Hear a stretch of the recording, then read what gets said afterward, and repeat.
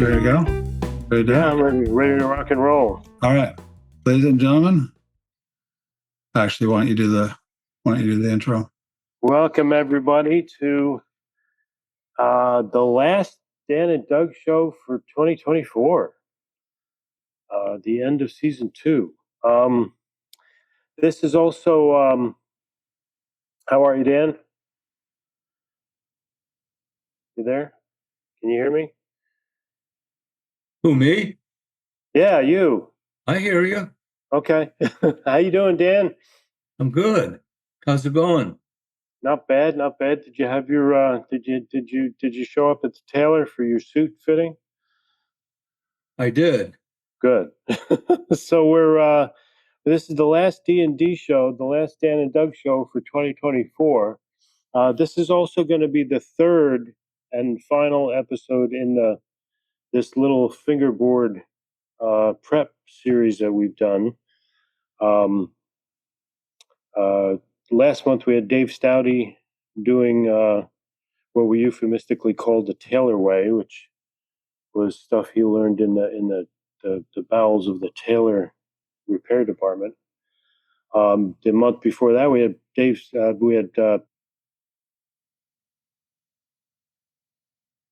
and I'm going to be doing a little presentation today on kind of my approach to this. And as I mentioned at the beginning of every one of these D&D shows, this is and the last 3 episodes are quite actually emblematic of how we like to approach this. That we're I'm trying to find these pictures at the same time. That, there's more than one way to skin a cat.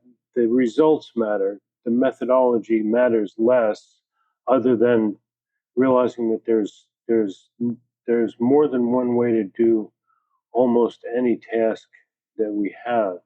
And the whole concept behind the D&D show has evolved. Doug, are you trying to find Dan's pictures from the changing the radius? Why don't I do that? Because I just did it as a post on the website, and it'll be. I have it right on my computer here. Oh, okay.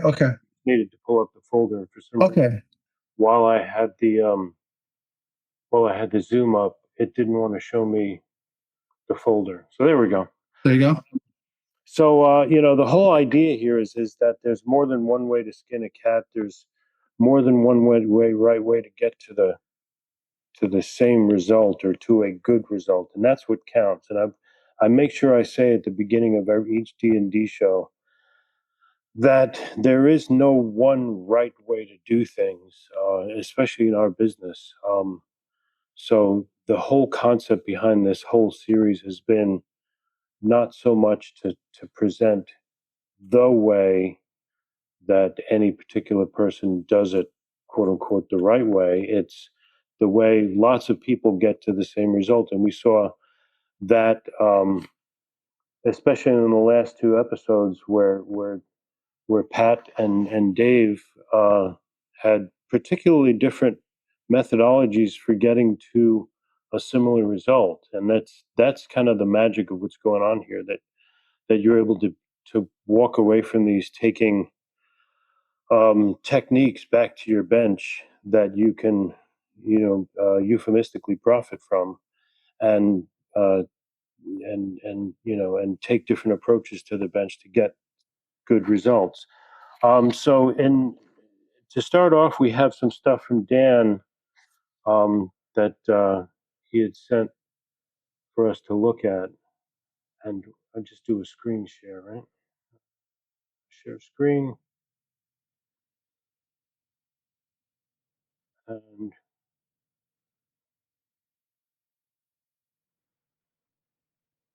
can everybody see that? Is that starting with the right picture? Yep. Okay, why don't you tell us what we're looking at here, Dan? Simply, this is just a little thing to stick in here because of the topic we're on. I've got about half a dozen or more necks that we made before COVID to go on particular guitars we were making. This one's going on an aluminum body, and they've been laying around and they need to get fretted and completed. The boards weren't crude necessarily. And a lot of them were made with a 7¼ inch Fender vintage style radius. And this one in particular, I didn't want it to have that radius, so I changed the radius from a 7¼ to a 9½. Okay. And there's plenty of wood on this neck to do it. And I simply did it by taking a 10-inch radius block first and putting strips of sandpaper down the center of it. They got wider as first I went with the strip up by the nut, an inch or so wide, and I just started to create a 10-inch in the middle to get down in a hurry without touching the outside edges. So that's what these pieces of sandpaper up here. Those are double stick paper, 120 grit, progressively wider. Okay. The widest one is now on the block, so I'm creeping out towards the edges. I didn't want to put a 9½-inch sanding block in there and just start sanding. Okay. And what's the reasoning behind the creeping up sizes of sandpaper here? Because I won't inadvertently take too much wood off on the outer edges once it starts. It's just the way I felt like doing it. Okay, that makes sense. That's perfect. Get rid of the meat off the top and then start switching. So, and you're all jigged up here in what looks like something from the Terminator movie. Well, it's the same old proper workstation with some of the stuff off my neck jig. Okay. Everything's got magnets on it, so it's real easy to install it. And you got what? You got a light back? Is this a light bar? Is that what this Got is? a light bar back there, a few dial indicators, and some neck supports. And Cool. they're fastened with magnets, which makes it real nice. So, I'm able. Oh, that's good. I can just switch pictures with the arrows. So here, you're showing off the difference in width. I'm showing that you can see the papers from the other side and see it's 120. Okay. So here you're now at an. Then I've switched to a 9½-inch block and slowly bringing it in that way. The center is quite a bit flatter, more like at a 10 now, so it's time to start creating that into a 9½. So let me just for my own head's sake, because I've never actually seen it done this way, where you're using smaller pieces of paper on a different radius. You were starting off by trying to remove material from the center of the board first at a steeper radius with a flatter block, but didn't want to fully turn it into At a flatter radius. right. Okay. It was a 7¼ I wanted to knock the top down, just get it done with. Okay. And then keep spreading it out. A 10 is very close to a 9½, as you know. Mm-hmm. So what are we looking at here? I'm using a radius gauge as a scraper. Oh, these are one of these are the steel ones from That gauge mm-hmm. that I sharpen it like a scraper, and it kind of connects all the flat spots that were created. You can go to the next photo. I sharpen it like I would a scraper. I got it on a diamond stone. Okay. I follow it, sharpen an edge on the bottom. And you're putting what is that? Putting a flat bottom on or an edge on the bottom of the radius gauge, or you're turning a burr at this point? I'm just getting I'm keeping it square. It creates a burr, and I'm not turning the burr. I'm just leaving a burred sharp edge. Okay. Using it as a scraper, and it works really good. Let me see if I can. Why can't I do this? I can't zoom in, but yeah, that's really slick. Up there, and the one part up on the end of the neck there had a hump on that side only. So I sand that out. You can keep going through them. I put tape on one side of the block and then just sanded that area with 120 grit, 9½. Oh, okay. This is elementary stuff, but I thought it fits into this format. Mm-hmm. Ta-da! And there you are. So There you we just are. keep the material off of that end. Then I went back to a 9.5-inch block. Where's the Long one. This is a full length 9-inch beam now with 120, and I'm sanding it truss and back to treble, back to base, to treble, Oh, okay. base, to create a nice radius in that direction without going lengthwise with the sander. So you're making this kind of motion here. That's good. Yeah, good. And holding it really firm.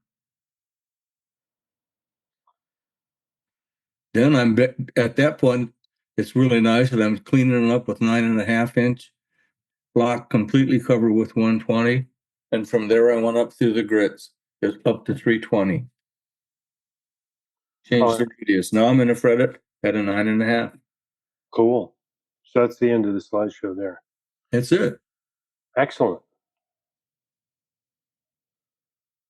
Very cool, Dan. Thank you. I like that. I like that sideways motion type of thing, and I love that Stumac radius gauge is a scraper idea. It's a little flimsy, but it works. Yeah, that's really cool. So what I'm going to show off is a little bit.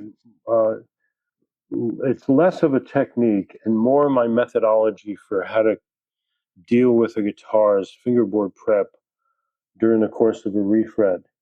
That and it evolved for me from the beginnings of me doing this kind of work 40 years ago, and based on the idea that it was something that I struggled with, and for me it was more about controlling the instrument, because ultimately speaking, when we're talking about fretting a guitar, we want, as you've mentioned in the past, we want basically from the standpoint of the full profile of the neck, from the nut down to the end of the fingerboard, you want a perfectly straight surface to be able to fret on. When we talk about things like radius and relief, radius, of course, being the curvature of the fingerboard, you want that as uniform as it can be up and down the fingerboard. Um, and then when you're talking about relief, relief is really an issue of playability from the setup standpoint. Whether or not you're going to put relief in a neck or whether or not you're going to have a straighter neck, that's something that is a condition of setting up a guitar so that when you're at the playability stage after the frets are in, you're controlling the instruments, for the lack of a better word, for forgivability in terms of the string vibration. But in terms of when I refer to controlling the relief of the fingerboard, I'm talking about both controlling the truss rod's effect on the neck, in terms of how much it lets the neck pull up or how much it pushes the neck back, as well as the shape of my fingerboard throughout the course of prepping my fingerboard for frets. And we've all heard this colloquialism time and time again, and it's almost to the point where it becomes a little bit of an old saw that everybody repeats from time to time that says, your fret work is only as good as your fingerboard prep. And that's something that I've taken to heart most of my career. And it's something that has evolved in terms of more of a methodology than it is a technique. And so that's what I'm going to kind of walk through at this point. If Ian, if you wouldn't mind pinning the Doug Tunnett camera, because that's going to be the centerpiece of the whole thing. There we go. So for me, it all starts with the guitar, and it starts with the guitar and I'm going to, instead of calling it a guitar, I'm going to call it the workpiece, because what we ultimately want, of course, is a flat fingerboard from one end to the other in this fashion, of course, and then here, whatever radius we want consistent up and down the fingerboard.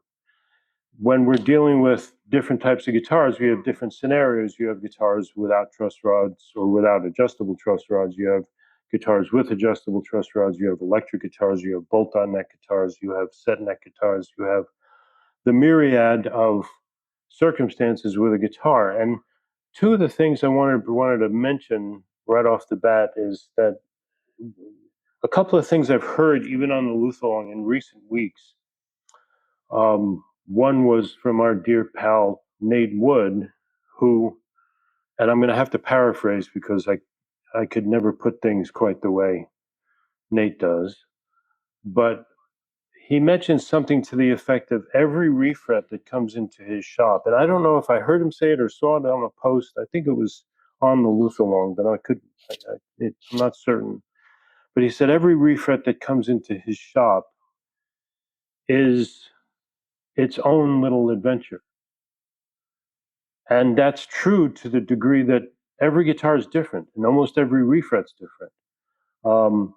And you can't necessarily just always approach them in the same fashion, because for each type of instrument, you're going to want a different result, meaning how the guitar reacts to strings, what kind of adjustment ability you have with it, and what the goals are with what you're trying to correct in a given refret.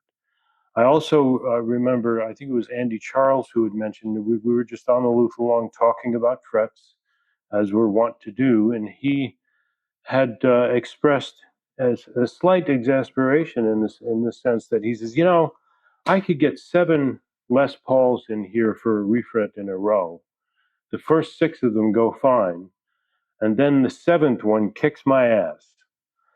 And that's the kind of thing that I would like to address in this concept, or in this methodology, to address those kind of issues, that every refret is different. Every single job has its own set of challenges to deal with.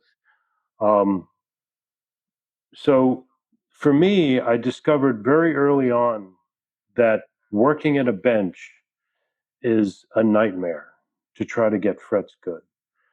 Because if you're trying to prep a fingerboard, whatever tool you're going to use, and I'm just going to grab the first thing that's within reach. But whatever I'm doing, whenever I'm sanding, whatever I'm using to sand a fingerboard with, if I'm working at a bench, the first thing that's working against me is a guitar. It's free on the bench. It's free to move. Every time I press somewhere else on the guitar, it moves itself. It moves itself out of the way. If I'm using any kind of neck rest whatsoever, I don't care what kind of neck rest it is, none of them are stable enough. If I'm putting a neck rest under a guitar and it's pressing at one part of the fingerboard or another part of the fingerboard, the guitar neck is going to flex in reaction to that. I needed a way to control the guitar in such a way that eliminated the guitar from the equation, because all I wanted to consider this was a workpiece. I needed this perfectly flat, and I needed to be able to manipulate the guitar in such a way that the guitar wasn't a constant obstruction to my results, especially given the fact that A, it's uncomfortable to work over the bench, and B, sanding this way, and if I have to approach the guitar from the other side, then I got to flip the guitar around, and now the guitar is in a completely different position relative to me. The whole notion of sanding, whenever I'm doing something physically over a bench, if you're trying to move your arm in any way, shape, or form, and you're trying to guide something here, and you're doing so while trying to hold the guitar into place, now suddenly this becomes a challenge to even hold it straight. And if I'm looking to cut a straight line, trying to do that, or trying to do that in a position, I've seen pictures of people who work with a guitar hanging off a bench this way, trying to hold the guitar while they're doing it. And this is, to me, and it's something I struggled with, something I did early on, constantly trying to figure out a better way to do it. I loved seeing Pat DeBurrow's solution to that problem, his kind of medieval torture device that he straps a guitar into, which is reminiscent of the original early one neck jigs. I liked Dan Earlywine's original neck jig a lot. When I first started, I didn't have the wherewithal to build one. And back in those days, I think they were just selling the plans after the original batch of them was sold. I eventually did get a Stumac neck jig when they made the wooden ones after the second generation of them. But by then I was already doing it in a different fashion. And to be honest, I loved my neck jig for frets. I didn't love my neck jig, the Stumac neck jig, for fingerboards. And I thought the Earlywine neck jig was the most brilliant thing ever fashioned for the purposes of simulating string tension on a guitar that had no strings on it.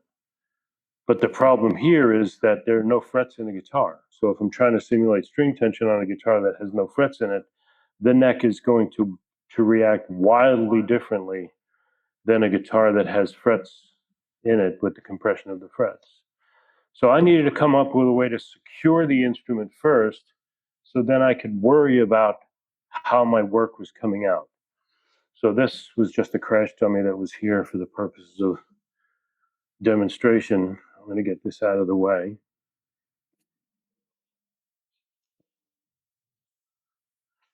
So before we get into that, let me show you pictures of how I went around securing my work. And I'll come here. Let me drop the camera down and see if I can zoom in and on. There we go.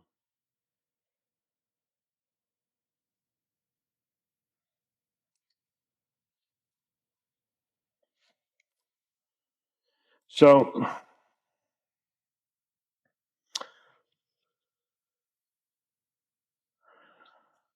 if I showed you, let me show you just a picture of the first way I went about securing an instrument.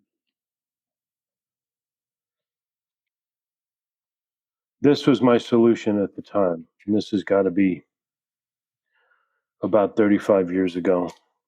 What we're looking at here is this was actually a stereo cabinet that I stole from a friend's house because his wife told him she wanted to get rid of it and get new furniture. And I recognized it immediately as a possibility to be able to turn something into a bench that wasn't a bench. This was thin enough for me to support a guitar on and be able to work on a guitar from both sides without having to constantly flip the guitar around. Then I decided to elevate the guitar on this, which is a series of blocks. This is a modular system that all fits together, that supports the guitar at the peg head and not the neck, because I never liked the idea that I was supporting a guitar on the back of a neck while trying to control the shape of the neck, or trying to control the shape of the fingerboard. So for me, that was the way I started working in being able to control the guitar under my on my bench. Not only did it elevate it so it made it comfortable to work at, but now it gave me a surface or a workpiece, for the lack of a better word, that I could then control. The back of the guitar is being held up by a wedge. The front of the guitar is being held up by a series of supports. I still have this, by the way. It looked, if I back up, or zoom back out, it looks like this. That's my bass. This bolted to the bench, or this, in this case, it bolted to this piece that was mounted to the back of the bench. And it came with a series of blocks. It didn't come with it. This was made, for our shop, in our shop. But it came with a series of blocks that could basically be any purpose I wanted, whether it was to hold the angle of a peg head fore or aft. So if it was face down the guitar, I could do it that way, could do it this way. If I was on a flat block like a fender neck, I could do it that way. If I wanted to hold a guitar right behind the nut at the curve of the neck, I could do it that way. I could even hold the guitar up on its side with one of these. And these blocks would all go on my unit this way. It was indexed with pins so that it wouldn't spin on me. I had some that I could go this way or this way because it would be indexed with pins for either side. I had other blocks that could raise and lower with series of pins in it that could raise and lower if I needed a higher guitar or a lower guitar. That was the way I had done it for years before we moved to this shop. Here's another picture of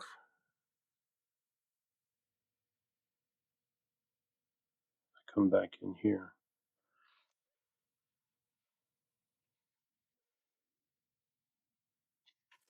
Here's another picture of that with a guitar, probably the same guitar, sitting over the top of it. And that raised the guitar up. And now I could control the guitar, not only in terms of adjusting the truss rod, but weighting the guitar, pulling down on the guitar, pushing up on the neck, getting it to do everything I needed to do while working on the frets. I had, I think, a Parrot vise at the time. Later, I got like the pattern maker style vise, which is now people refer to as like their Stumac vise, that big red Stumac vise. All of those were very poor solutions in my perspective because they all did the same thing. They would pinch the neck and hold the neck in these vise jaws that then made the neck completely immobile, which now gave me no opportunity to adjust the neck and to manipulate the neck to be able to get my fingerboard surface to do what I wanted to do. Here's another picture of around the same time. This was not long after we got our wooden Stumac jig. Like I said, I loved my Stumac neck jig for doing frets. This was still always where I did my fingerboard work. So that's a quick look at that. That evolved, by the way. See if I can manipulate the camera now. There we go. So that evolved to when we moved into this shop, to this setup here, which is virtually the same thing. It's just a little bit more high tech. So it's a table that I can work around. I can work from both sides of the neck. I can file anywhere I need to be. I can stand from either side of the neck, whether I want to be here, if I needed to move around to the other side of the guitar, because I do everything right-handed, even though I'm a left-handed person.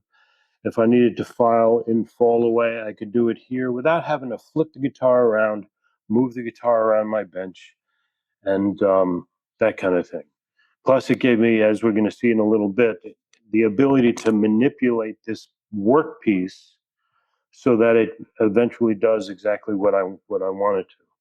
This has the same type of wedge that is here that I can control the height of the guitar by moving it up or down. So if I have a thicker or thinner guitar, I can move it that way. If I want to have it sit right on the butt at the top, it's got a flat spot on the top. It's got a telescoping peg head support. This tilts in any position that I need it to be and locks it into place. This moves up and down into the bench and locks here. I can move this all the way down or all the way up, depending on the height of the guitar that I need. And that to me was the first stumbling block that, and I'm spending a great deal of time describing this, mostly because to me that was the most important aspect of getting this right, was securing my work.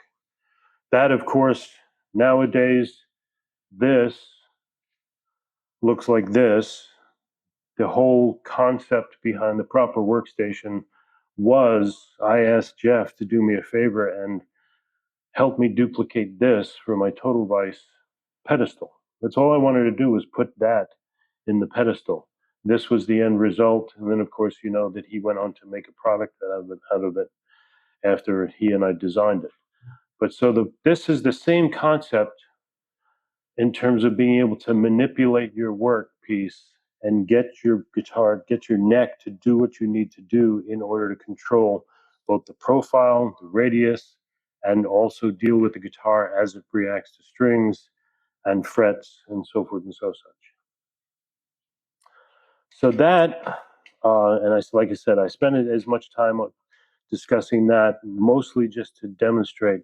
To me, that was the biggest challenge, is getting my workpiece secure and manipulatable. Because once I got there, the rest of it started to make sense to me. I started to be able to predict how my work was going to come out, and I started to be able to control how my work was going to come out. So before we move any further, I just want to quickly review what we talked about a couple of episodes ago with what relief is.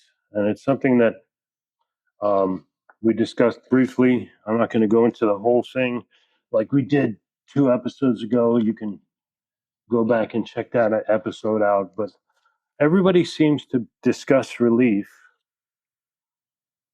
as if it's concavity or convexity of a fingerboard. And it's not. When you're dealing with a fingerboard,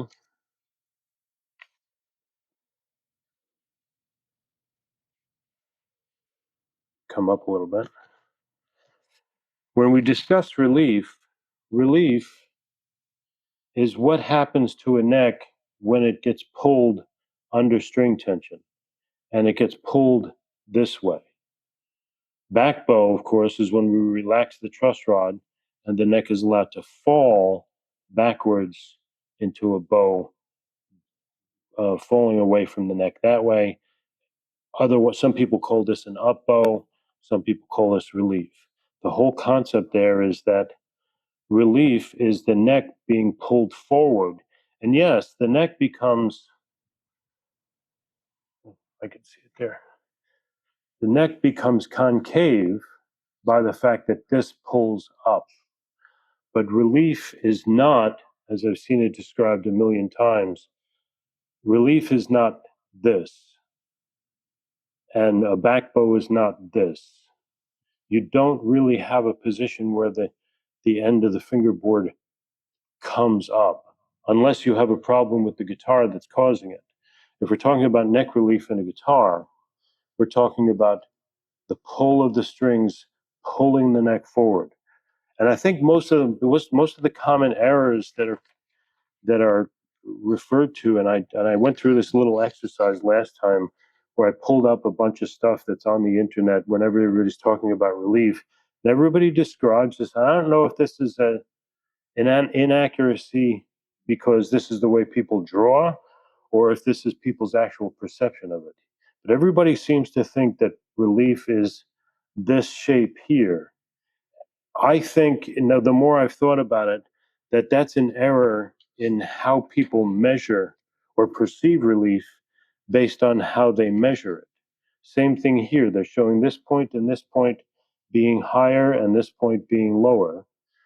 I think it has to do with an incorrect perception as it relates to how people measure relief. Because if we think about it, relief is the lack of having a straight line. If we want our neck to be perfectly straight, forgive the drawing not being perfectly straight, but the definition of straight, or the definition of flat, if you look it up in the dictionary, is very vague. And we all have a perception of what flat is. We all have an understanding intuitively about what flat is. But flat or straight is defined as a surface that is, quote unquote, perfectly flat without deviation to one side or the other, convex or concave. And when we measure the relief of a fingerboard, the most common way we do it, and the most common way I do it, is if I have a neck where I have a neck coming up that way, I do what most of us do, which is drop a straight edge on it and measure the gap between the center point or the furthest point of my relief and the straight edge. And that gives us a measurement about how non-flat our fingerboard is. Hence, our relief might be at 20 thousandths or 15 thousandths or 30 thousandths or 2 thousandths, which means we're almost straight. Or if it's 0, then we're straight. But that idea that you have, if I can find the other picture, here's another picture that demonstrates relief as being two high points being measured by a low point, or a neck that scoops somehow, and it's not the case. And I mentioned gleefully the last time we were here that the only actual place on the internet that I found a correct picture of relief, surprisingly, not surprisingly, I should say, was,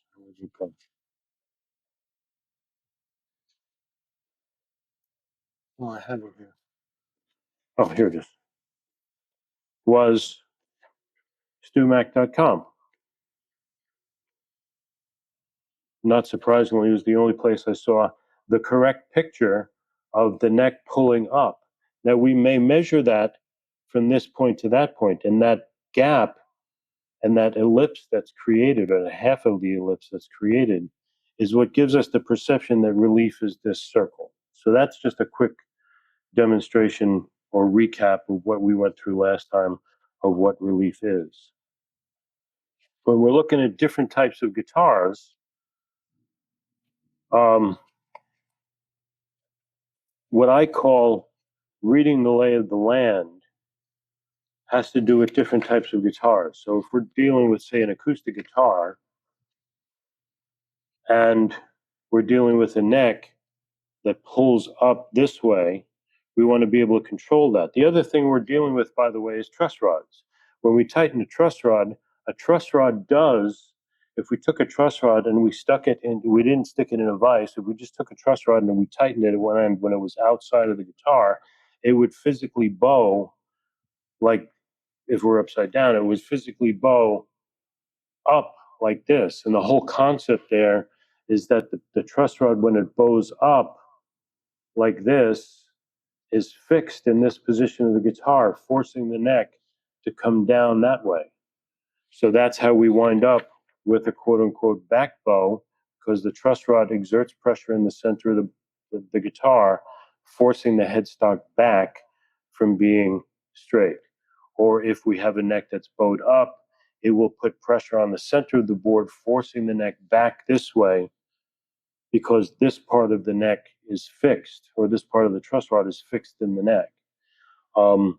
And it doesn't matter which side you're tightening it from, because this part of the guitar is fixed. When you're looking at any acoustic guitar, this part of the guitar is, for the most part, stable. This part of the guitar is not. If we're looking at an electric guitar, the same thing would be the case.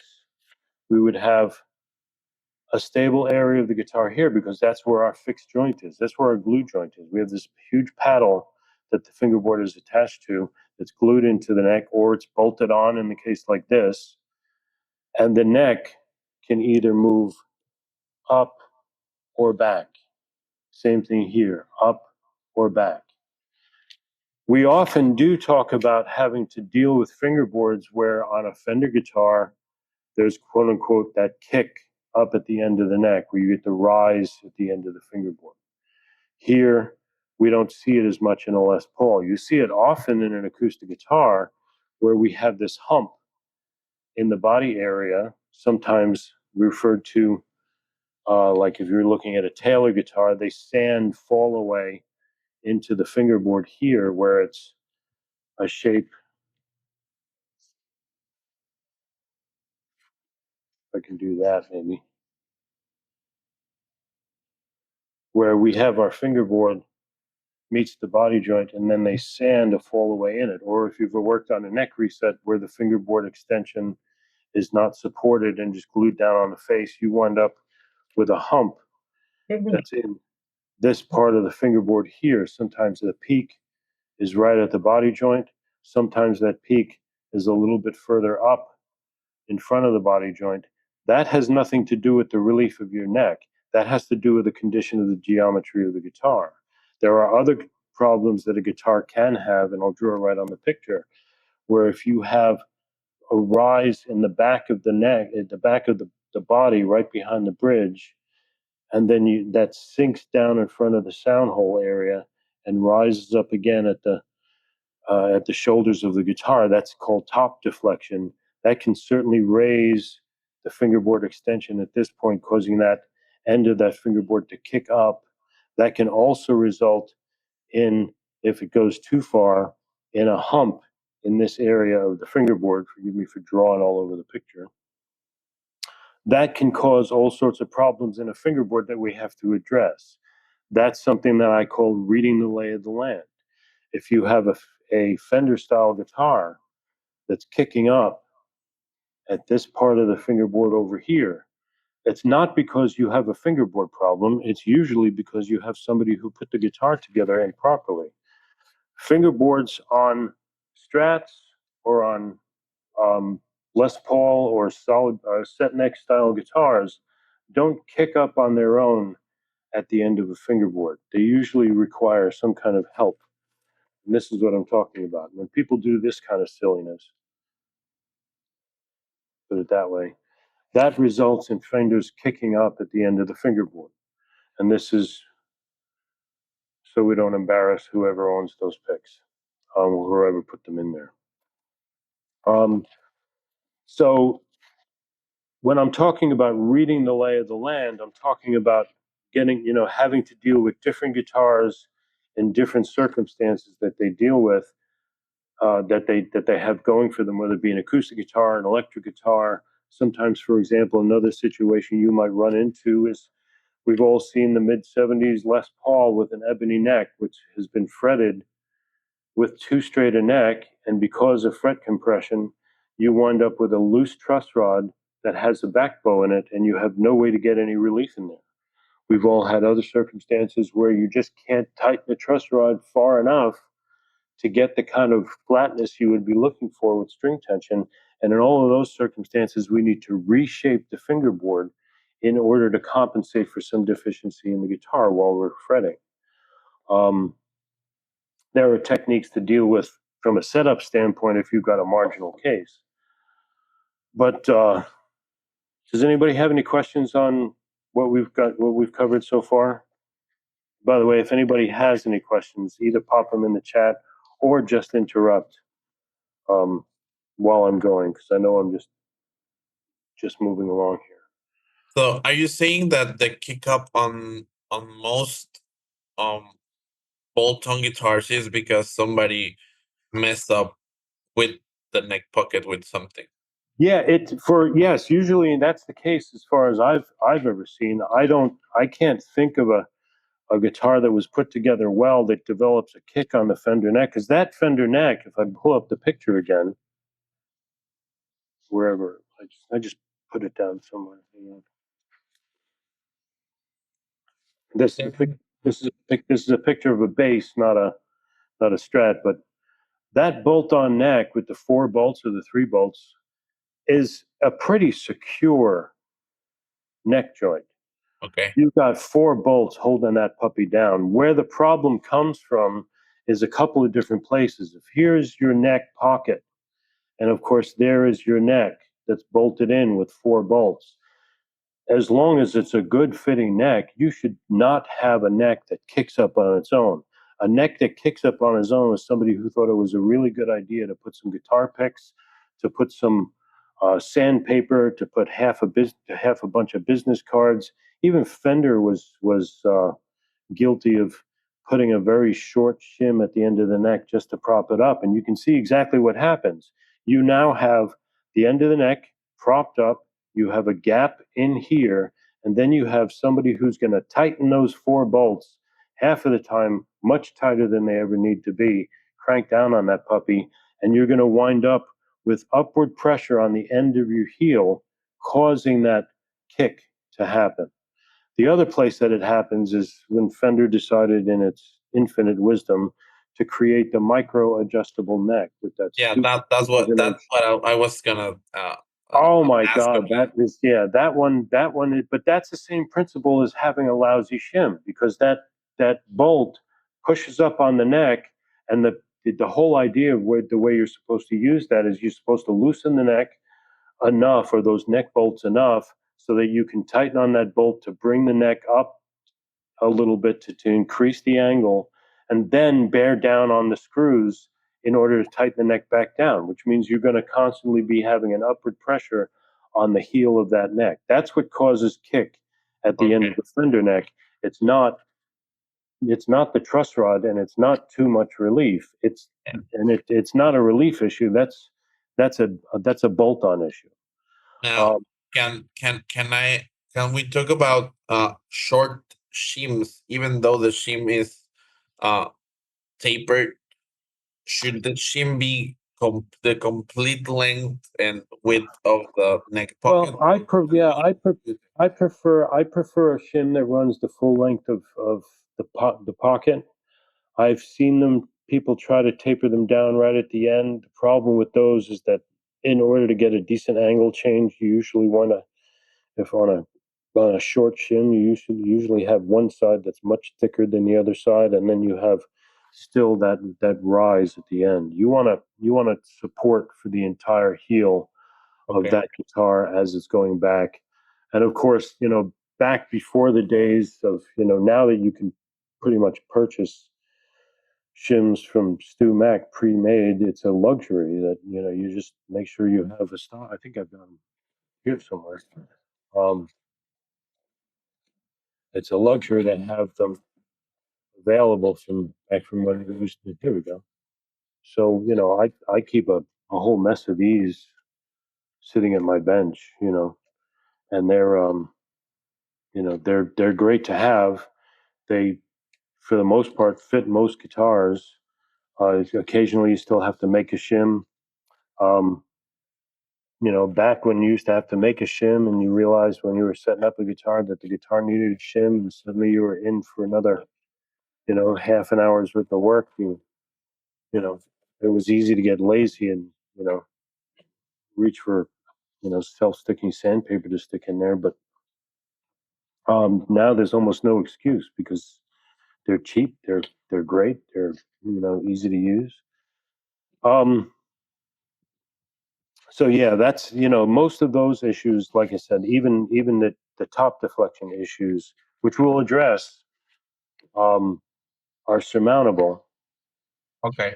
But they're not necessarily issues with the neck. They are issues that you need to correct for in your neck prep process. Yeah. And we're going to look at how you can deal with that with when you're manipulating the guitar. So I'm going to pull back a little bit here, because I also want to demonstrate something before we start looking at guitars. It's something I talked about before when we talked about fretwork, either on the Looth along or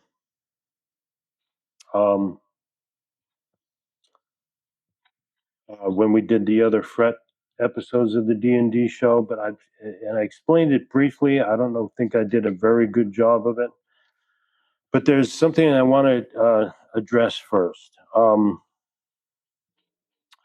which is, we've already talked about what the definition of flat is, but I want to talk about sanding. When we make something flat, when we're dealing with most fingerboards, we often use the word plane. Somebody says, "Oh, well, we need to plane the fingerboard true or plane the fingerboard flat."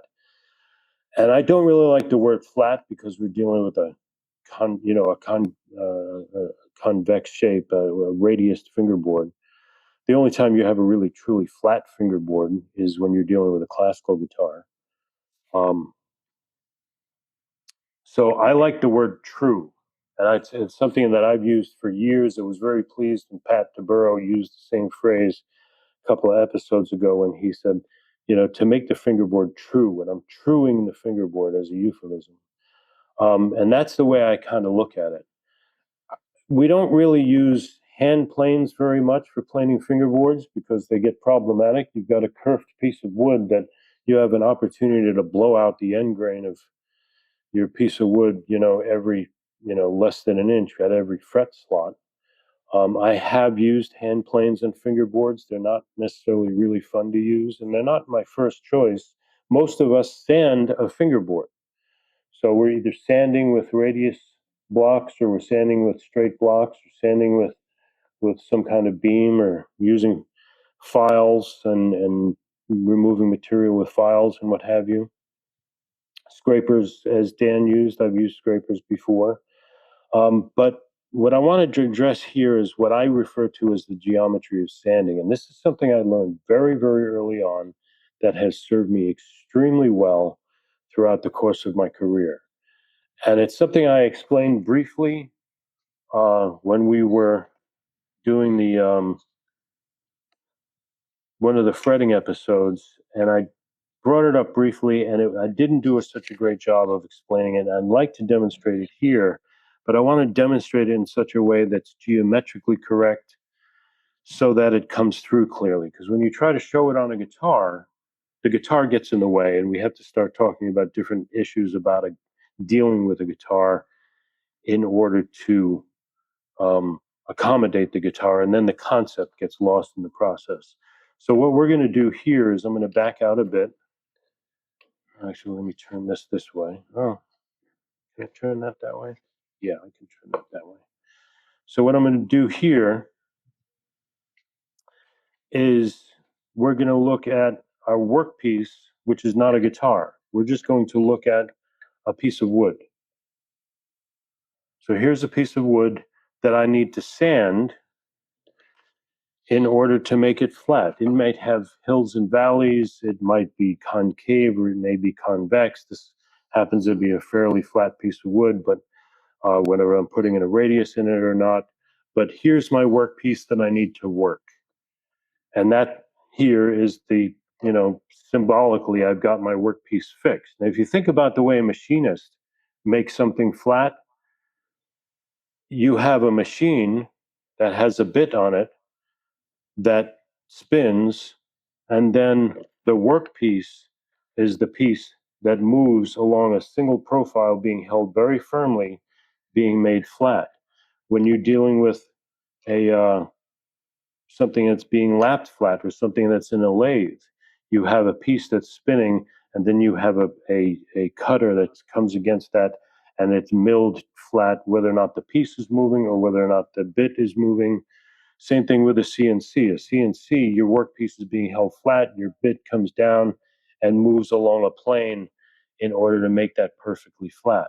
We're sanding, which is a different mechanical operation. And it's something I brought up before, that there's a fallacy when it comes to sanding. That if I take something that is perfectly flat and rub it against something that isn't flat, that somehow this will make that flat. And it's simply not true. We all believe it to be true, that if I took a sanding beam, and let me grab a sanding beam that does not have any paper on it, because I don't want to really actually sand. Let me tighten up my bed here. If I took a sanding beam and just, because I know this to be flat, and press it against this and rub it back and forth, that this is going to make this flat, that's the fallacy. And this is how I'm going to demonstrate it. We're going to start with something small. This orange paper represents our sandpaper. We can have a multitude of different size sanding beams with sandpaper on them that we can use to sand against this workpiece. But we're going to start with something small, not necessarily the smallest, but anything that's smaller than the piece that we're working on is what we're going to start with. It could be half the size, so that's our sanding block there. It could be a third of the size. It could be a quarter of the size or less. And when we're dealing with sanding, we're dealing with ratios. So if I take this block and I rub it against this block here, and I pass it, I pass the center once and then twice for every time that I stroke and I'm sanding back and forth. So if I'm sanding a fingerboard like this with a smaller block than what I'm sanding, by definition, where's my pen? By definition, here's what I'm sanding. By definition, let me draw it a little bit lower.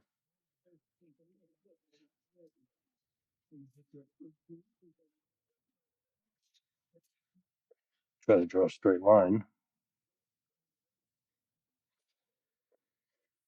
By definition, what I'm sanding, I'm taking off twice as much material here as I am here or here, because I'm passing once and then twice the center for every once that I'm sanding on the edges.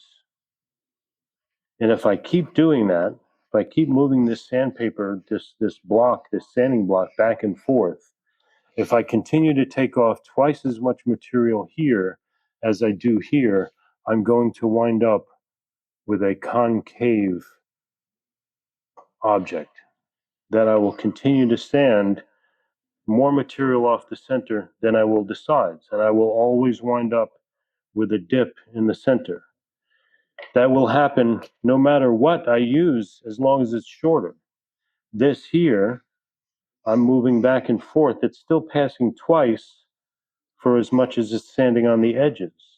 If I use a smaller block, I might get farther, which means the shape of my ellipse might be deeper or less deep or shallower, but I'm still taking material off in the center twice as much as I am the edges.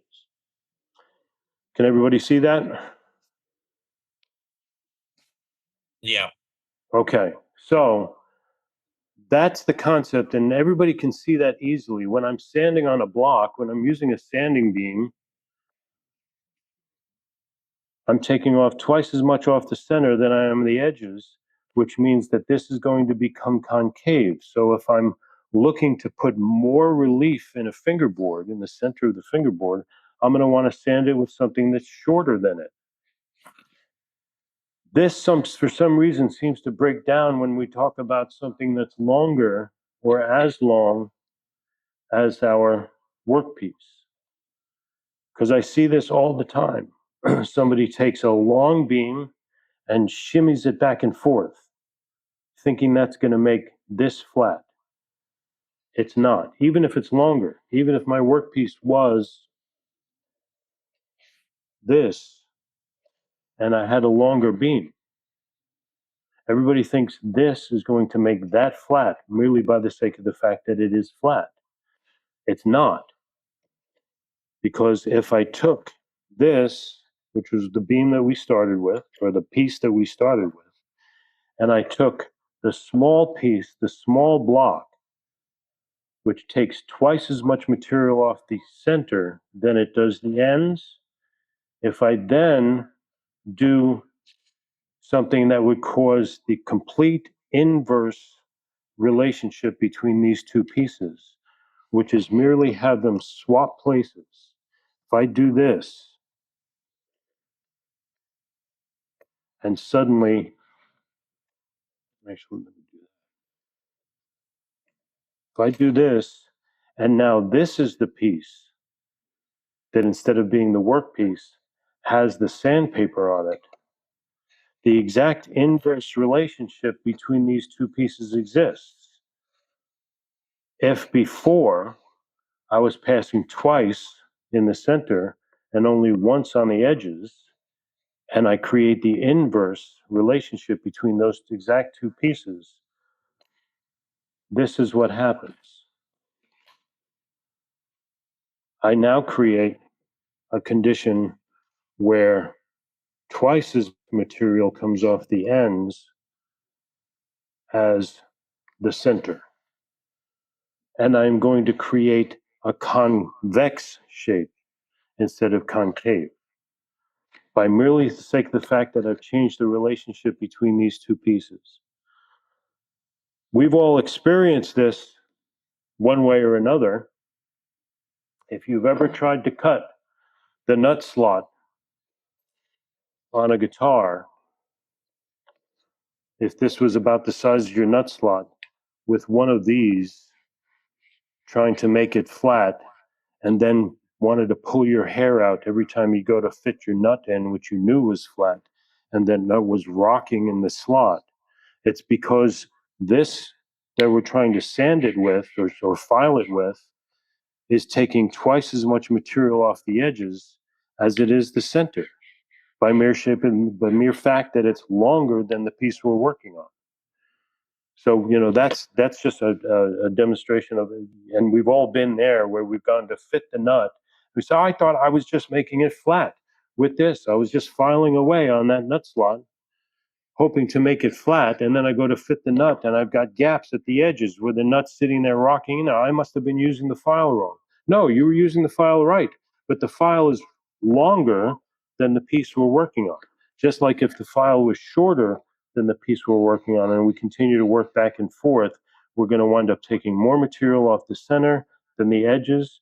If it's longer, we're taking more material off the edges, off the edges than the center, and that's going to become convex in the process. So we're either sanding this way or we're sanding this way. There is no such thing as something that will make something else perfectly flat unless you're dealing with it in a machining basis where you're actually lapping something flat. So how do we deal with it when we're dealing with a fingerboard? Knowing this concept of geometric sanding is what has made the difference for me in being able to predict and shape a fingerboard to the way I want it to work. Does anybody have any questions about that?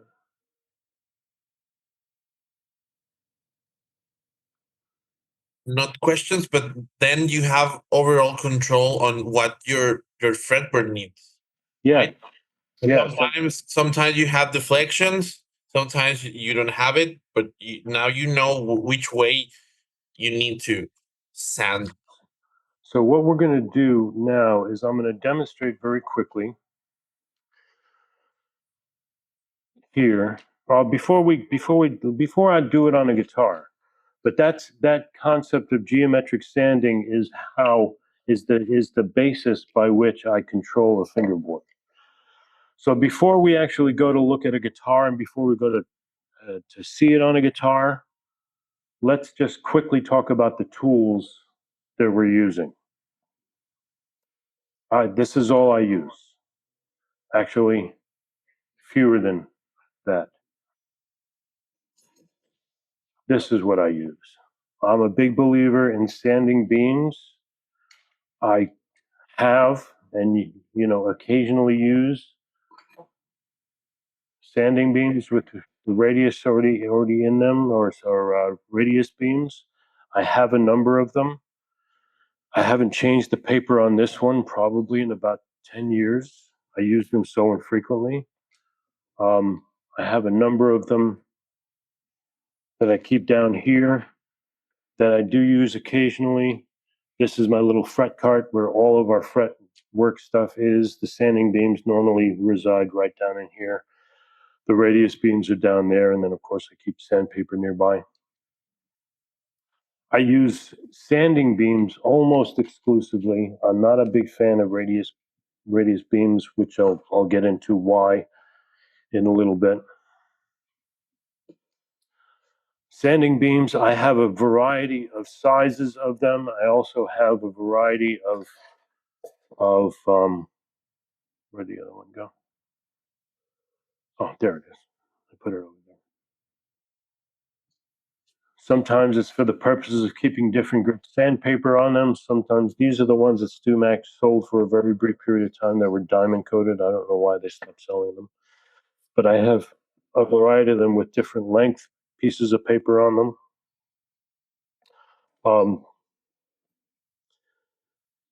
I use them almost exclusively because they do everything I need to do, whether it's dealing with radius or whether it's dealing with relief. I also use, this is just a sanding block that's flat, that has some cushion material on it. I think that's just a trowel that somebody in like a glazer uses, or a tile person uses. And then I use files occasionally as well.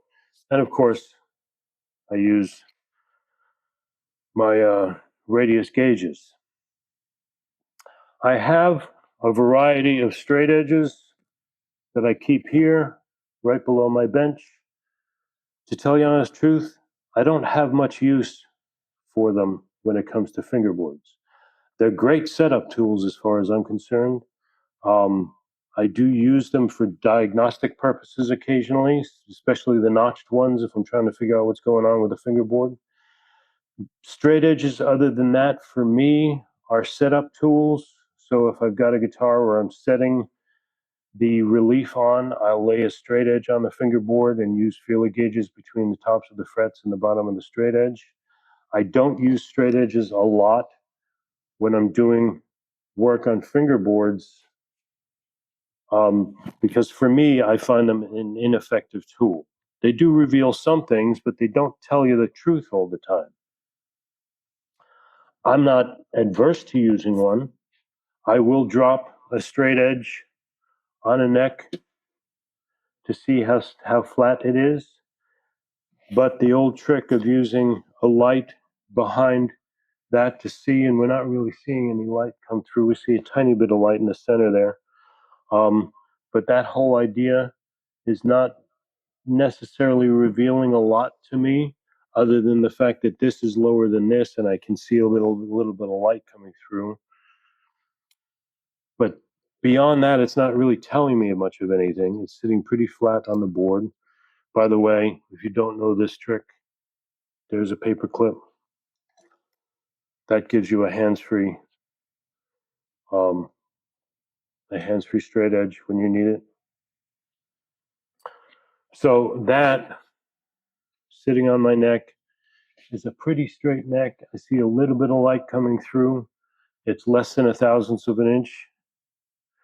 I haven't adjusted the neck completely yet.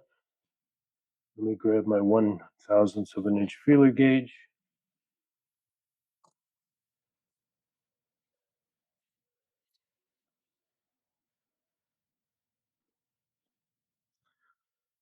Now, when I did use straight edges, I would put a straight edge up on a neck here, and I would tighten the truss rod, trying to get the neck to back bow, which meant I kept tightening the truss rod until I could see light come through the back of the neck, or feel the truss rod teetering a little bit, which I know I am there, so I know I'm a little bit convex, and then I would back off and I would see if the neck was perfectly straight, and I would use my 1/1000th of an inch feeler gauge to see if I could get in there at all, and I'm really not. So I'd say, okay, that's straight enough. I can get in just a little bit over here, but not all the way through. To me, that always seemed a little bit ineffective because I wasn't reading the fingerboard to my tastes, especially if I had a problematic fingerboard where I needed to address something, because it would always lie to me. If I had a hump over here, I couldn't tell if it was a hump over here or it was a dip over here. And then to try to sand away those, for me, became problematic. For me, I always used this.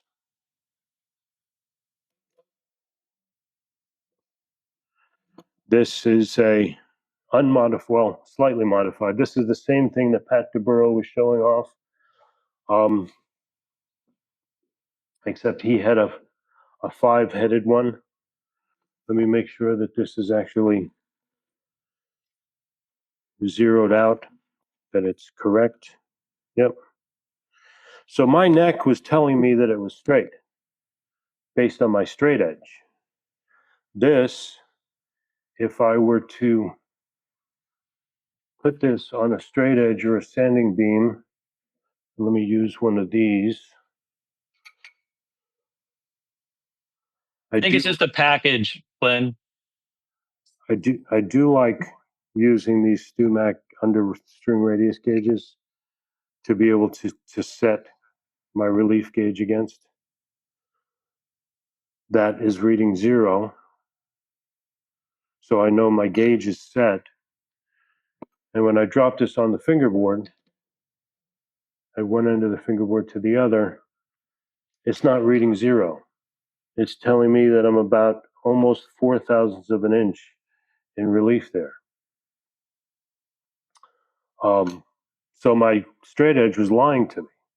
I used one of these for years. I've modified it a little bit so that the wings don't, that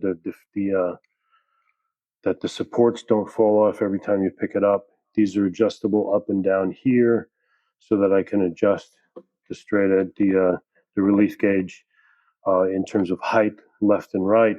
Then you could slide it around, making sure it was somewhere, 0 or what have you. It was okay. It worked for a lot of years. I wasn't really ever satisfied with the quirks with that. So then, just recently, we've created this. This is what will be known as Proper's relief gauge. This is the same principle as a relief gauge, except it's digital and it's as accurate as a digital gauge is going to get. Here, I'm reading, if I adjust it, where's my, oh, there's my truss rod wrench. So here, if I adjust my neck, let me make sure my gauge is zeroed out.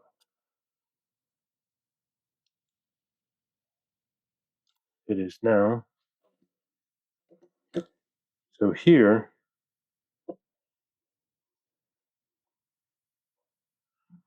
I'm reading the same 4 thou.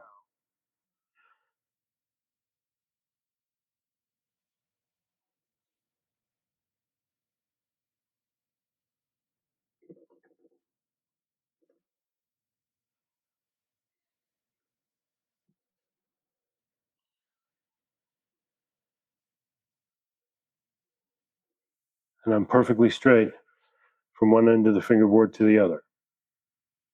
This gauge, by the way, if I come around the other way and show it to you from this side,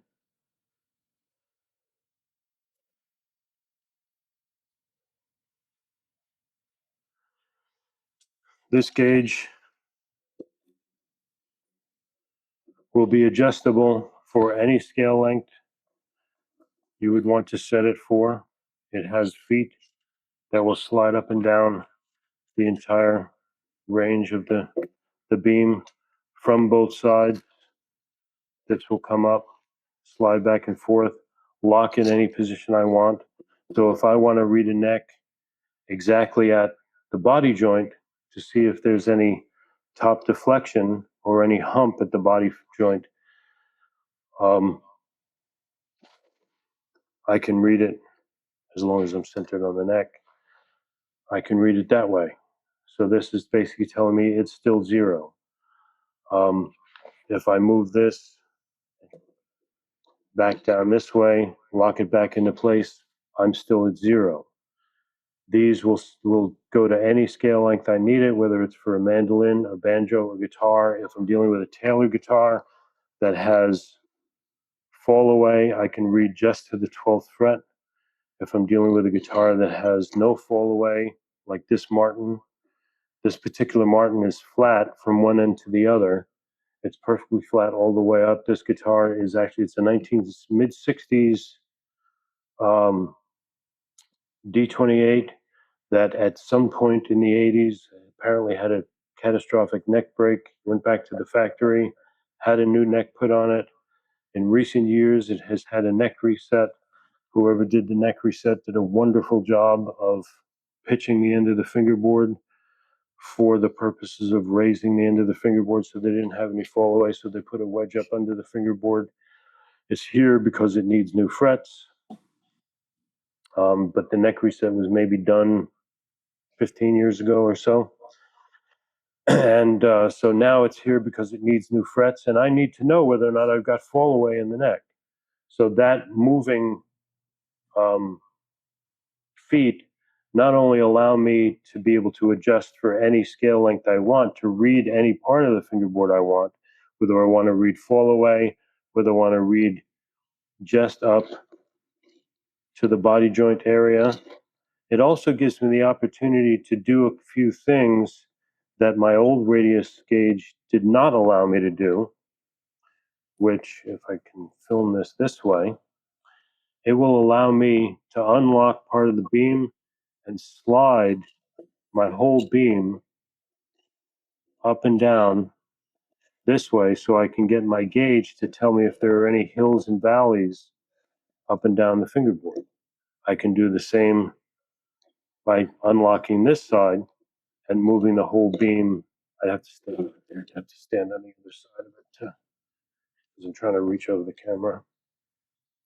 So I'd be able to unlock this side and move my feet this way, or move my beam this way to be able to read whether or not I've got any hills and valleys, or I can slide my foot back and forth to see if my gauge rises and lowers with the foot coming up and down. Excuse me, So- Doug, may I ask a question? Sure, shoot. Thanks very much. Fascinating stuff here. So, first question is, can your device there, is it long enough to be used on a bass guitar neck, first of all? And second of all, do you deliberately measure at the apex of the radius, that is at the center point, at the highest point, and then as you go from the nut to the bridge? Or does it matter if you measure along the sides evenly as well? What's your thought there? I'll answer the second question first. Yes, I always measure my relief at the apex, which is somewhere, depending on the scale length of the guitar, somewhere between the 7th and the 8th fret. Mm-hmm. That's the overall length of the fingerboard. The midway point of the fingerboard and the apex of the relief is somewhere between the 7th and 8th fret, depending on the scale length of the guitar. Right. This gauge, which, by the way, this, just so everybody knows, this is a new tool that is going to be sold exclusively on the Looth Group website. Because this is something that I've wanted to do for a long time. And we created this for the purposes of being able to make the most accurate and flexible gauge you can come up with. It also, by the way, we've made sure that our gauge, when we turn it off and then later go to turn it back, it also has an auto off. So after 5 minutes or so, it'll turn itself off. But when we go to turn it back on, it remembers where our zero was. So if we were still in the middle of a job and we come back to it and go to check our neck again, this when it was reading zero, is still reading, I don't know if you can see that, still reading zero, within a half a thousandth of an inch. So these will be sold on the Looth Group website. I don't know exactly when, probably right after Christmas, I'm told by Ian. But to answer your second question, yes, this will be appropriate for a bass because it's something that I've always struggled with, because the short beams, the short radius, outside of the fact that nobody makes these anymore. Yeah. And that was another frustrating thing, because every time I dropped my old Waverly one on the floor, I would be in a panic. But here I will show you.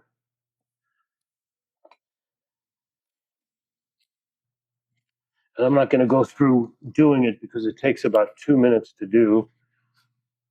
and I'd rather spend the time talking about fingerboards. But I use a couple of yoga blocks, primarily because I own yoga blocks and don't use them for anything else. But I use a couple of yoga blocks just to support this so that I don't rest it on the gauge. But I can put this upside down. Each one of these is going to come not only with what's here, but it's going to come with an extension that is attachable to either side.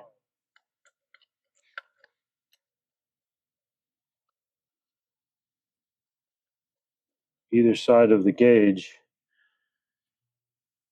You would attach these two brackets to the same bracket that this foot is attached to inside the beam. This foot would then transfer to the outside bracket here. And once those two are attached,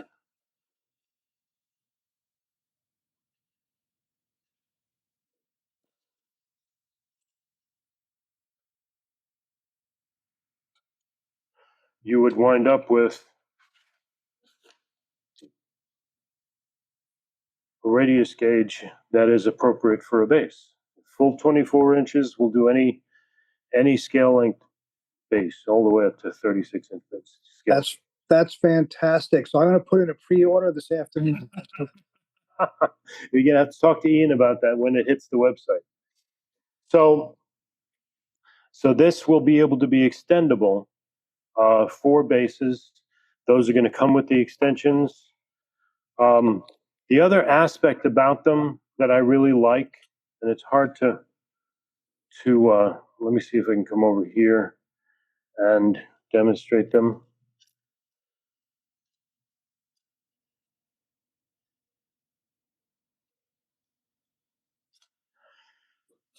Is that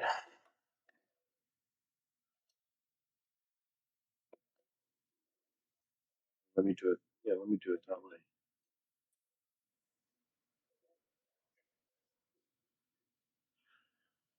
See if I can come around this way.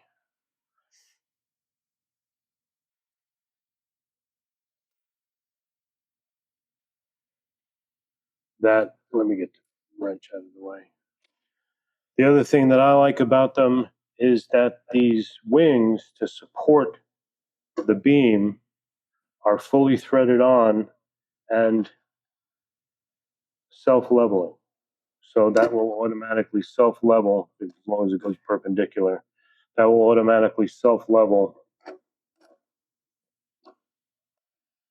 the beam, so you don't necessarily have to hold it up.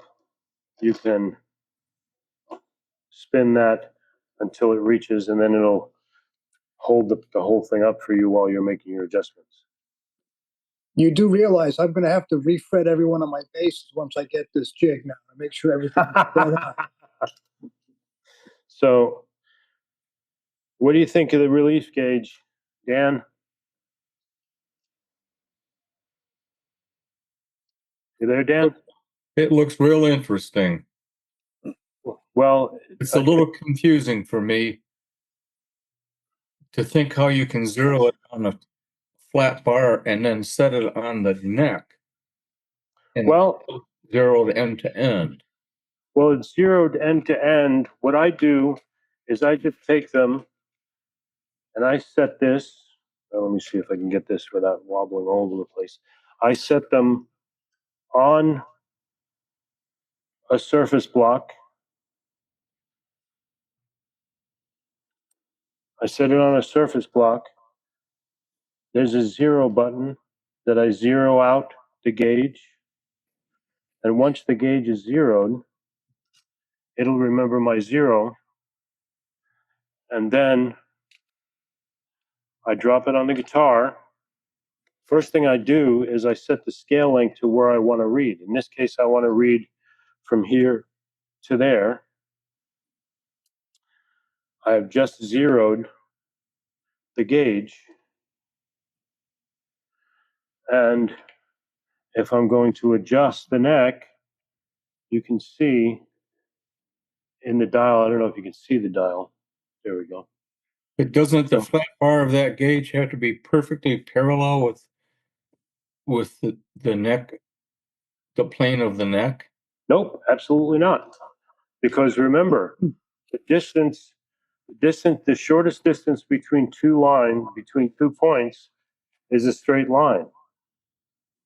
If But all I'm measuring is the point, this point to this point, and in this case, my gauge is measuring the 0 point on a flat block, which my surface block is perfectly flat.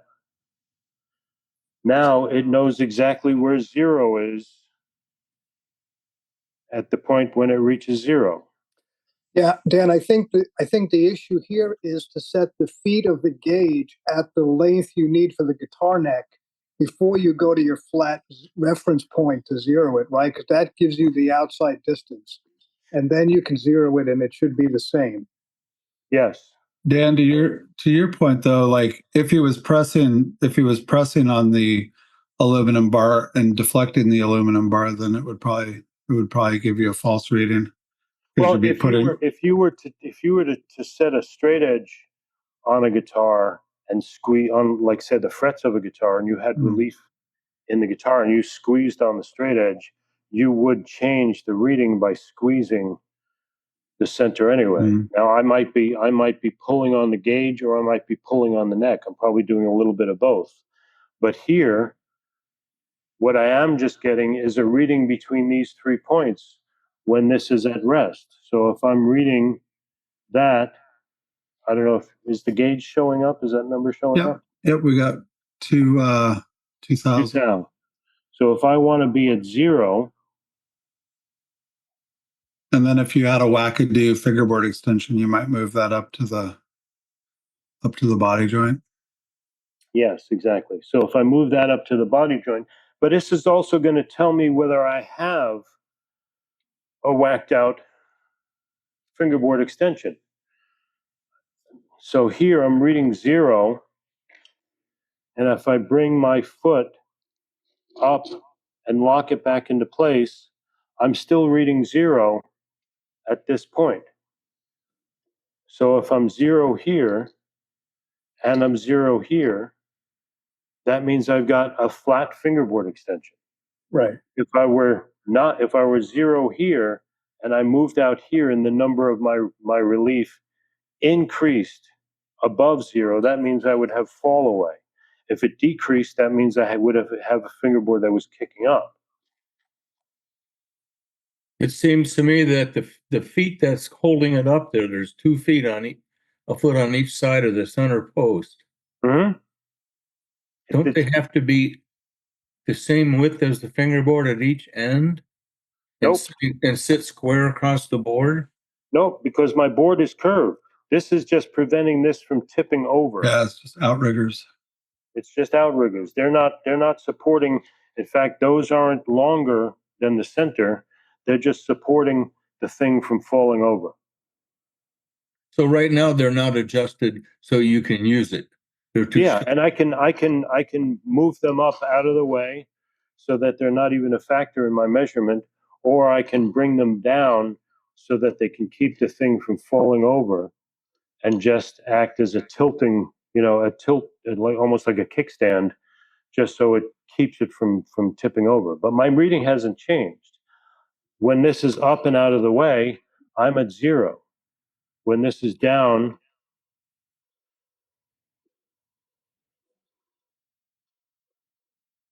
and acting as a kickstand, I'm still at 0. So I'm not changing the measurement by using my kickstand. I'm just keeping this thing from falling on the floor. So that's the new tool. That's going to be sold on loothgroup.com. Dan, if the post office wasn't so terrible at delivering the mail, you would have had yours on Tuesday. I got mine. Can I have an attempt at what I think is rephrasing Dan's first question? Sure. And maybe I'm wrong about this, but I wonder if what he was referring to was if you have a radius fingerboard and you had 1 foot slightly on the base side of the center line and the other slightly on the treble side of the center Well, line. yeah, you have to, you're right. You have to be parallel to center. And if I were to use this by moving it back and forth to see if there's any change in my neck, like here I'm 0, here I'm 0, here I'm 0, I'm staying center line. If I Right. change this to be in the taper of the strings, it would tell me that there's, a back bow when there wasn't one. But by the same token, the same thing would be the case if I tried The to use regular neck relief gauge, right? Or a straight the same edge. thing would be with a straight. If I didn't have a straight edge actually in the center of the board and I had it tilted off, it would be I telling me, understand that.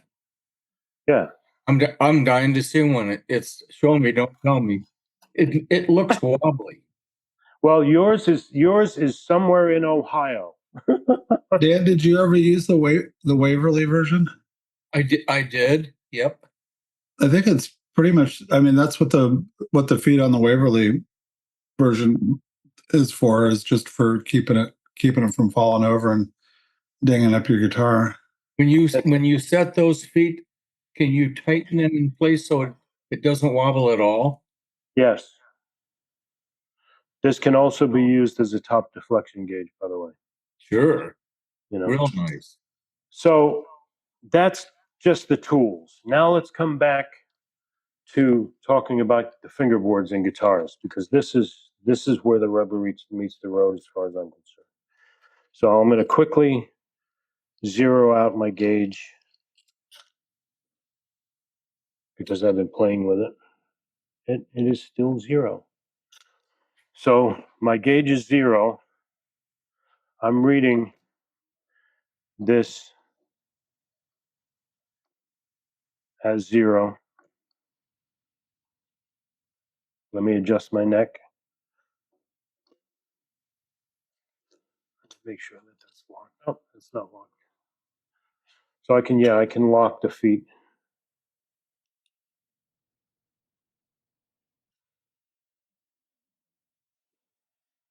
So right now,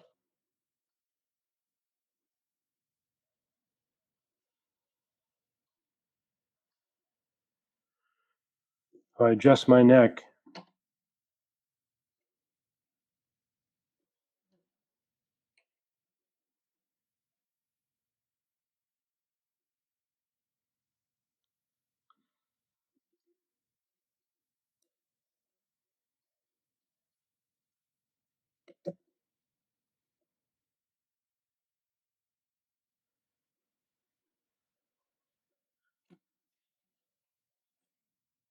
I hope that was in the center. What I'm going to do is I'm going to sand the fingerboard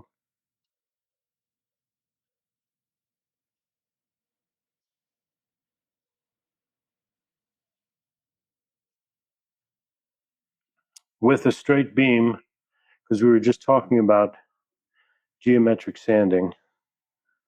So let me get my neck, which I've been playing with my truss rod, back to 0, minus 0.02 of an inch. I'm at 1,000th of an inch. I am now at 0.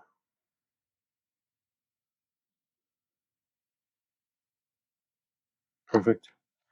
I have a dead straight neck, and we've already confirmed that I have a neck that has no fingerboard extension fall away or increase. And I've already prepped this fingerboard, so I know it's true. Sounds like I was cheating by sanding it while you guys weren't here, but I wanted to demonstrate something. 2 things. One, and at first I'm going to use a beam without any sandpaper on it. And let me use one of the big beams because I prefer the weight of these. So I have a beam with no sandpaper on it. Now it's hard to show this. Maybe I can show it from here. Yeah, let me show it from there. So when I'm sanding a fingerboard, first of all, the way the body is, there's a tendency to move in this fashion when you're sanding. When your arm's moving, you're wandering around. Everything that has to do with radius of the fingerboard has to do with being either parallel to center or tapered out in the lie of the strings. In a case like this, I have a guitar that's a Martin that should be a 16-inch radius,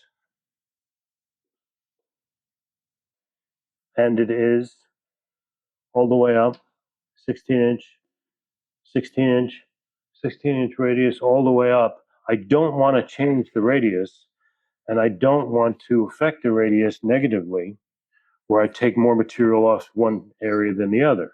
If I took a beam and I sanded wildly, I'm going to wind up affecting the board somehow. So I want to remain parallel to center. And when I'm standing here, I want to remain parallel to center. When I'm standing here, I want to remain parallel to center. When I'm standing here at the outer edges of my fingerboard area, I don't know, can you see that? Maybe if I move in, there we go.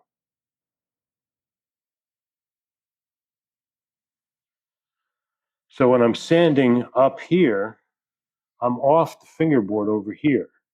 How I do that is that I'm controlling it by holding the neck this way and using my thumb or my fingers, depending on which side of the guitar I am, to direct my beam. So if I'm staying parallel to center, I'm doing this.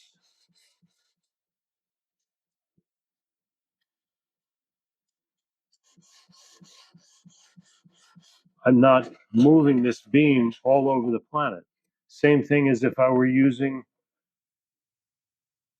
a shorter beam. I should probably be putting tape on these because I'm marking the hell out of the finger.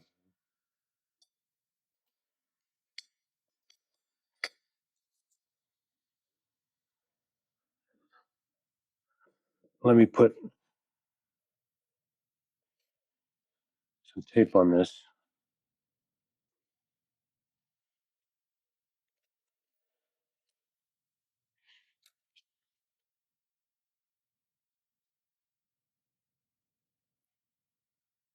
I want to mark the fingerboard, but I want to have you see the marks. So if I'm sanding this way, I'm moving my hand so that I remain parallel to center. One hand is a guide.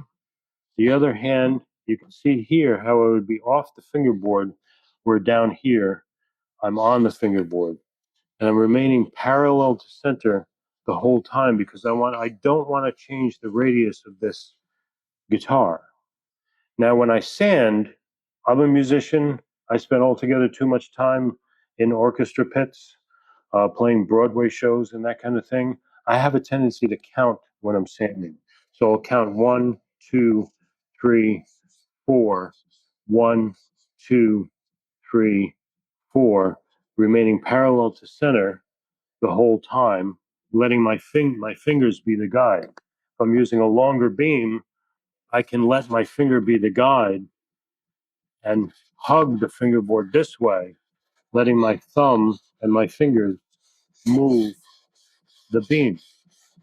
The beam is what's creating flat for me by sheer nature of the fact that I'm either using a long beam that's going to create a convex shape, or if I'm going to use a short beam that's going to create a concave shape.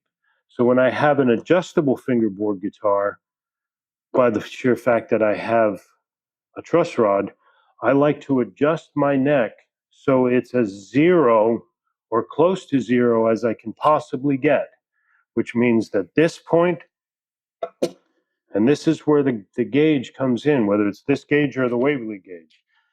From this point to this point to that point is a perfectly straight line because I have zero deflection from concave or convex. So I know I have a plane that's perfectly true.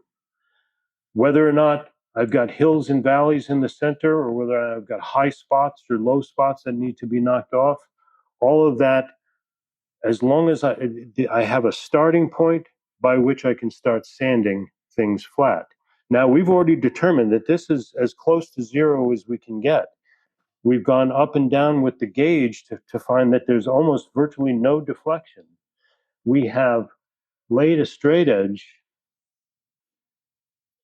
on the fingerboard and confirmed that we have virtually a dead flat fingerboard all the way up to the second to last fret. There's virtually no light coming through. I can't even get a 1/1000th of an inch feeler gauge underneath that gauge, that straight edge, all the way up if I was centered. And the gauge, I can see it from here. There's a little light here. There's nothing else along the way, all the way up. So that's a perfectly straight fingerboard, all the way from from the nut to the body joint. If I take my long beam, this time with sandpaper on it, and I do what everybody does, let me get my gauge out of the way so it doesn't get wood dust all over it. Put this aside. And if I take my sanding beam, let me come out just a little bit so you can see the whole thing. Now I have something that I know is flat, that I'm rubbing something against it that is perfectly flat because StuMac tells me that it is, and I can measure it and know. So if I took this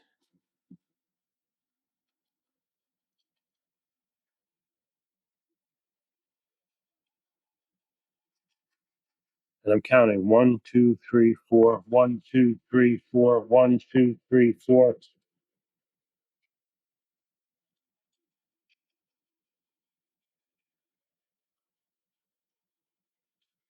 One, two, three, four, move, 2, 3, 4, 1, 2, 3, 4. And I sand. The fallacy starts to reveal itself that if I rub something that I know is flat against something that we've already proven is flat, that it will stay flat. This will not. I have yet to take any material off the center of the board. I'm only taking material off here and here because this beam is taking twice as much material off the ends than it is the center. If I keep going, I'm going to wind up with a neck that's convex, that has a backbone, when I don't want one, because now I have a perfectly straight neck and I have the right amount of tension on the truss rod. So if I keep doing this, I will wind up sending my neck into a backbone. And I can't tell you how many if I've got one, I've got 30 refrets in house that have all been fretted by regional area shops within the last year. And the reason they're here is we either can't get enough relief in the fingerboard by nature of the truss rod, or we can't get too little. We can't get it too straight. We can't get it too convex. And we've got some kind of Les Paul or some kind of electric guitar that's truss rod is completely loose, and we still have too straight a neck because it's buzzing. It's got a slight backbone. Or we have, just as we have over there, we have a fender over there that was fretted recently that has, I can't get enough relief out of the neck. I cannot tighten the truss rod enough to get the neck straight enough so that it's not buzzing in the upper register because there's way too much relief in it. That has to do with a fretting issue. This now, just with the slight amount of sanding that I've done, if I go back to my gauge and I measure this, I have a back bow of 0.02 of an inch, where before I was at 0. So now I'm starting to put a back bow into this guitar. So if I want to sand a neck and I want to keep it flat, I need to start, if I'm going to sand with a medium or long beam, and then I'm going to continue if I want my fingerboard to stay flat as I'm truing up the board, I need to work my way back and forth between a long beam and a short beam 1, 2, 3, 4. 1, 2, 3, 4.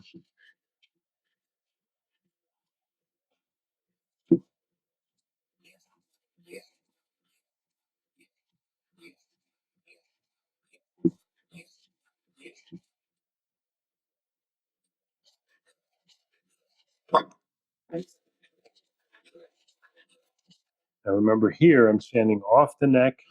Here I'm on the neck because I'm staying parallel to center line.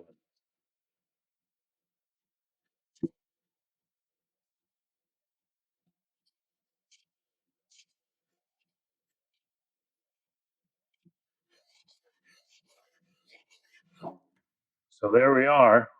We have more material taken off the center than we have the edges. And I'm back. I don't know if you can see this. I'm back to 0.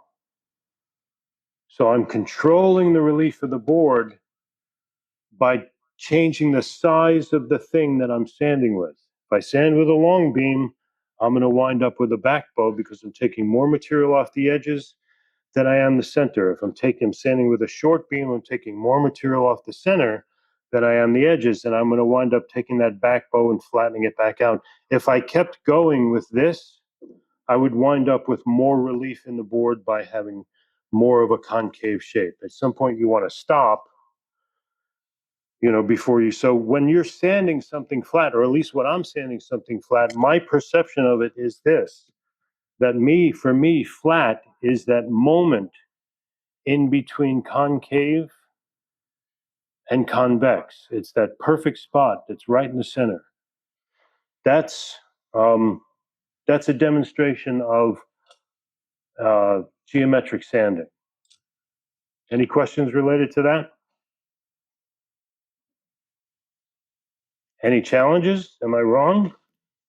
So on a guitar with a back bow like that Fender, you're coming in with a long beam for a while to.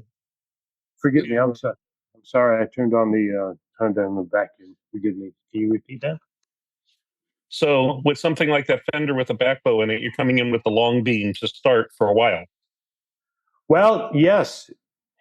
However, remember what I said before, the whole concept of me setting up a guitar in a for the lack of a better word, in a jig, whether it's a table like this, whether it's the proper workstation or something else, or the original table that I had. And let me back out and show you the next step of this to answer that question. It means that I'm trying to manipulate the guitar in order to achieve flatness.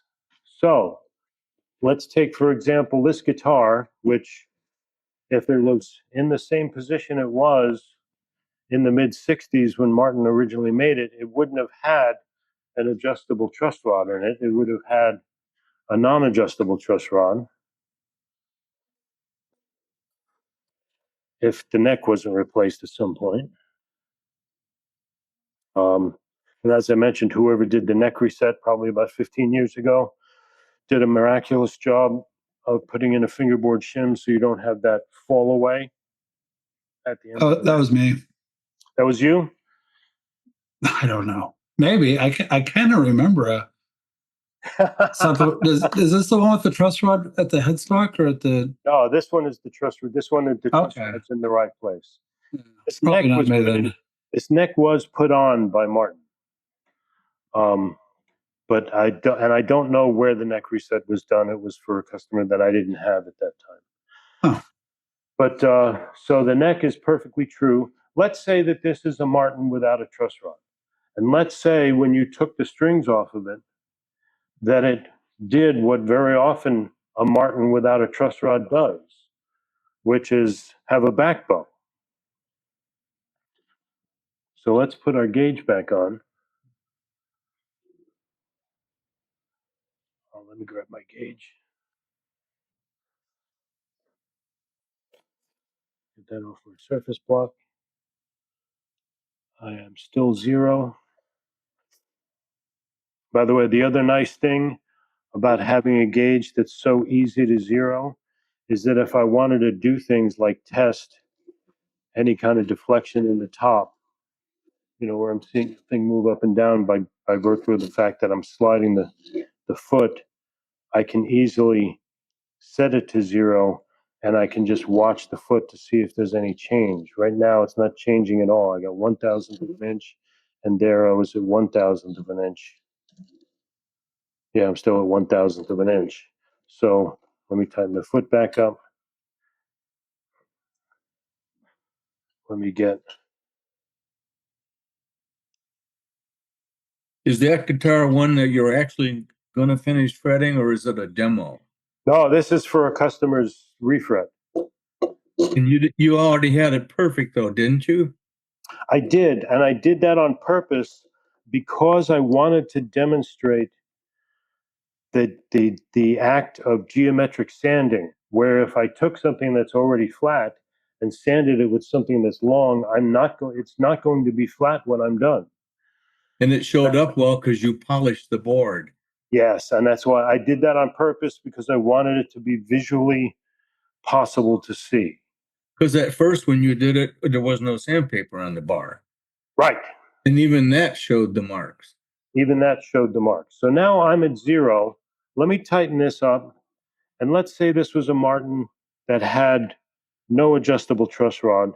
And let's say that when I took the strings off, it went into a little bit of a back bow. Right now it's at about 7/1000ths of a back bow. That sounds about right for a 7 or 8/1000ths.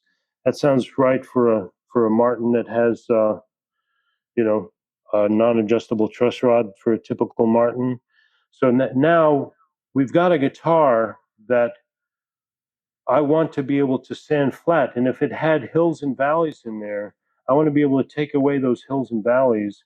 Or if there was a hump in this area and I wanted to take care of that, or if there was fall away that I either wanted to extend one way or the other, or if I wanted to decrease the fall away. And by the way, that's something that Dave Stouty mentioned, that is something to be conscious of, that if you have a guitar that has a significant amount of fall away, that if you decrease the fall away when it's natural in the fingerboard and you decrease that fall away, you are going to affect the angle of the neck towards the bridge. So if you drop that hump that exists because of a natural fall away and you have some misguided goal of trying to drop that hump out of the way and sand it down, you are going to decrease the angle against the bridge and possibly cause yourself difficulty. That, however, can be a benefit if you have a guitar that's just kind of like a little overset, but you have a little bit of a fall away. You can sand that out to bring your angle down a little bit, so you don't have to have this saddle that's going to fold itself in two because it's so tall at the neck. By the way, here's another trick for you. I keep at my bench, I don't know if you can see this, but I keep at my bench, I keep brass rods. They are 3/64ths of an inch, which is 48/1000ths of an inch in diameter. I keep these because they're bendable. I can bend them to the shape of my fingerboard. I can drop that. If I have a guitar that's got fall away, I can drop it right at the 12th fret or at the body joint. I could drop it at the nut and it'll keep the shape of the fingerboard. And then I can drop a straight edge on those 2 points and I could read the projection of my fingerboard all the way up to my bridge. And you can see that this sits right where I want it, right to the top of the bridge. And those little brass rods, I don't have to deal with, putting tangless frets in slots and all that type of stuff while I'm trying to shape the fingerboard. This will allow me to tell what kind of effect I'm having on a guitar in terms of its projection to the bridge. I can do that just by having these little brass rods right at the bench, drop them under my straight edge, just so I can project to the fingerboard. That is an area where I would use a straight edge before I would use a radius gauge, but that's one of the few. So now we have a back bow, and I want to be able to sand this fingerboard out, but I don't want to lose necessarily my back bow because I know it's a Martin that has a non-adjustable truss rod, and I know the string tension, if I'm going to have a customer with 13s on it, that string tension is going to pull the neck up, but I might have a slight twist in the neck, or I might have a hump in the fingerboard. I might want to put a little less relief, less of a back bow in here, or increase the relief in there slightly, but not completely. Or if I have a guitar that has a back bow that I'm trying to get rid of, here's where the problem is. If you already have a curved surface, either too much concavity or too much convexity, changing it with a sanding beam becomes difficult because now you have something that's riding on a curve. So if I was taking that sanding beam and running this back and forth, this is riding on a hump in the center of the fingerboard that it's got a back bow, and this is riding back and forth. Just shoving this thing back and forth to try to get rid of that hump is never going to get rid of that hump because it's going to ride either side of that curve as I'm sliding it back and forth. Or even if I'm trying to get rid of my convexity by sanding it this way, I'm still riding a curve. I want to be able to sand something that it's in its flattest position. So here we have a back bow. We can even demonstrate more of an extreme back bow if I wanted to. Put a little bit more tension on the rod. And let's say this is a guitar where I'm trying to release some of that back bow into straightness. Did I grab the right gauge? Make sure this, oh, there it is. So this one is still zeroed out, but it's reading about 11 thousandths of a back bow now. So I'm reading quite a lot of convexity. One of the benefits of being able to work in a guitar, remember we talked about fixing our workpiece, about having our workpiece secure in such a way where we can manipulate it. Here, I have a table and I have a guitar. One of the earliest things I learned from Frank Ford was Frank Ford used to put weights on the guitar, on the shoulders of the guitar, to help pull this down. And you can see if you weight the shoulders of a guitar, I don't know if that number's showing up, but if you weight the shoulders of a guitar, you can pull that neck flatter the more pressure I put on it till it gets to zero.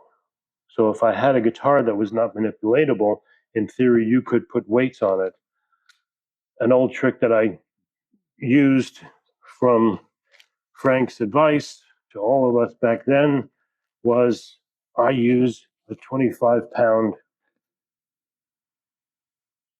bag of buckshot on the back of the guitar. This doesn't change anything for me. All it's doing is holding the butt end of the guitar. I'm still at 11th hour of relief. But if I now take my bag and I roll it forward,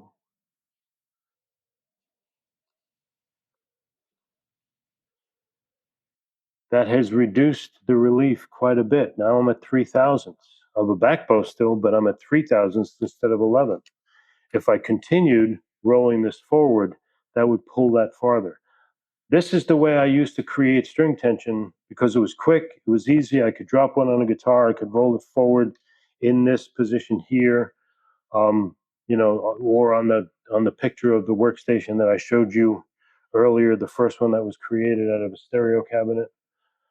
Or I could do that in the proper workstation as well, although there are different ways to do that. And by the way, I'm doing all of this over here instead of showing you in the workstation because I don't want this to be about the workstation, although I'm happy when he sells them, it's good for him. But I want this to be about how to manipulate a guitar. If you choose to do it in a workstation, that's grand. I think it's wonderful. There will be one of these workshops we do in 2025 in February or March that's going to be just about how to use a workstation. But this is more about how to manipulate a guitar. So this, I found out just by trial and error that if I used a 25-pound bag of buckshot and I rolled it just like I did to the point where I'm at the bridge, I found out just by accident that that's, for me, with a guitar in this position fixed, because I got my headstock clamped in here, that this, when I use a 25-pound bag of buckshot, is a set of 13s. That's what the guitar is going to look like when there's a set of 13s on it. If I did this right behind the bridge, where I rolled it up and set just right behind the bridge, that was a set of 12s. This was a set of 13s.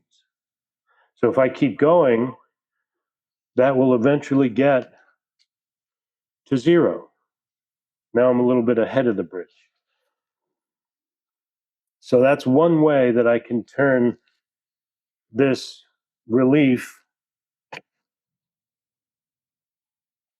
of, let me center this again, of 10 or 11 thou into 0 by putting weight on a guitar. Another way I can do that, since I have a bench that has a bottom to it, I could do it the same way they've done it with, I used to do it, I stopped doing it just because it was a little bit too cumbersome. I would put one of those furniture straps with ratchet straps over the waist of the guitar and pull down the guitar with the ratchet strap. I found that ineffective because it had a tendency to pull on one side of the guitar more than the other because you're ratcheting it from one side. But let me back up. If I merely took a clamp, a quick clamp, put it on the shoulder of a guitar here, took another one, put it on the shoulder of a guitar here, tightened it up just a little bit, just to make it keep from falling on the floor. Then, as I tighten this, oops, you can see I've got tension on this one over here. That has turned my 6th thou, or my 11th thou, into 6th thou, and just a little bit more tension. 4, 2, I'll come back over here. Tell me when I reach 1 or 0. Am I there yet? No, I'm at 1. Now I'm at 0. Now I have a neck that is straight from this point to this point to this point. It's perfectly straight along 3 dots or three points. Now, if I have hills and valleys in there, or if I want to create more relief or less relief, I have if I have a martin without a truss rod and that I want to take some of that relief out, now I can go about using that short beam to sand. And I'm just using the weight of the beam. I'm not pressing down on this, but I can sand to be able to take some of that relief out. So I can get a little bit of convexity by using a short beam. Now, if I sanded that out and got down to 2/1000ths of an inch relief, maybe 4/1000ths of an inch relief, I could come back here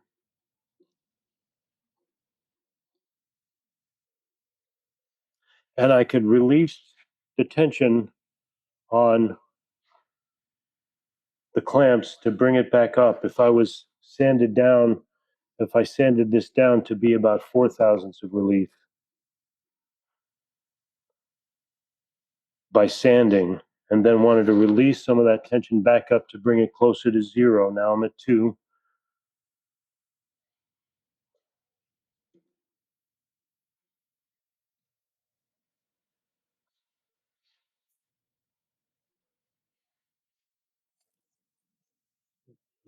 Centered.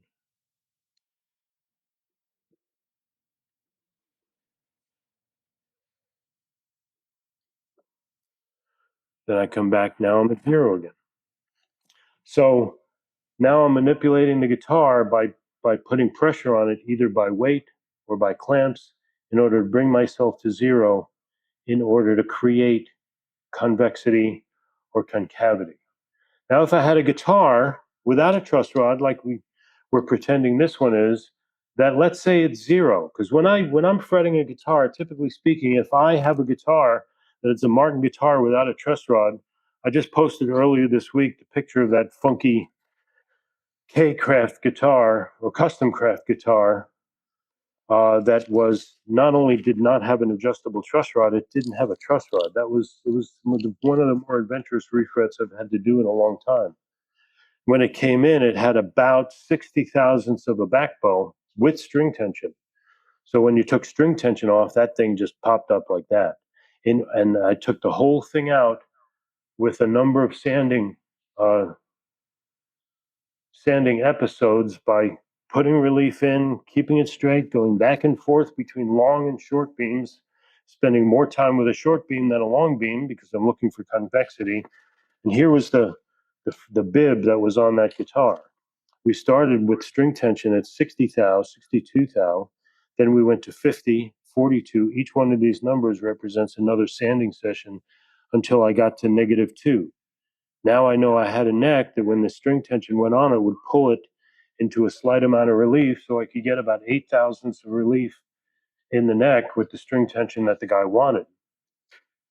In the case of a Martin, if this was a Martin without an adjustable truss rod, and I've got the Martin, generally speaking, my goal is to sand a fingerboard so it's perfectly straight before frets, because I know putting frets in is going to increase that back bow a little bit. Then I'm going to then want to have the string tension pull back into a slight amount of relief, maybe a couple of thou, maybe 4, when I'm doing it. So when I talked earlier about reading the lay of the land, that's what I mean by reading the lay of the land here. Let's say I had a straight Martin guitar, or Martin guitar without a truss rod that had a perfectly straight fingerboard. However, I know that the customer wants a very heavy set of strings on here. He wants 13s, 13 to 56, or even better. He wants heavy. Sometimes some guys want 14s. And he's going to want me to give him a guitar that has a straight neck when he's got heavy strings on it. Well, we've had those situations. We've all been in the situation where you're fretting a guitar, you get all the way to the end of the refret, and you go to put the strings on and the neck pulls it too much into relief, and then you wind up having to figure out how to deal with this on the fret tops. If I want to sand, if I have a perfectly straight neck and I want to sand more relief and more of a back bow into the neck, I'm not going to do it with just a long beam. Because remember, our long beam is taking twice as much material off on the edges as it has the center. I don't want to change this side. So then my beam becomes this. I only want to take material off of this side. However, I know that this sandpaper has a thickness to it. This is about 15 thousandths of an inch. I know my tape is about 6 thousandths of an inch. I think this, I know the orange tape is. I never measured the blue tape.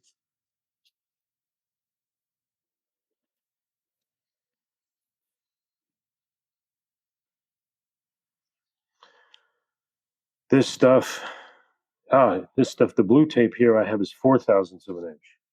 I know my sandpaper is 15 thousandths of an inch because I've done this time and time again. So I'm here at 4 thousandths, 8 thousandths,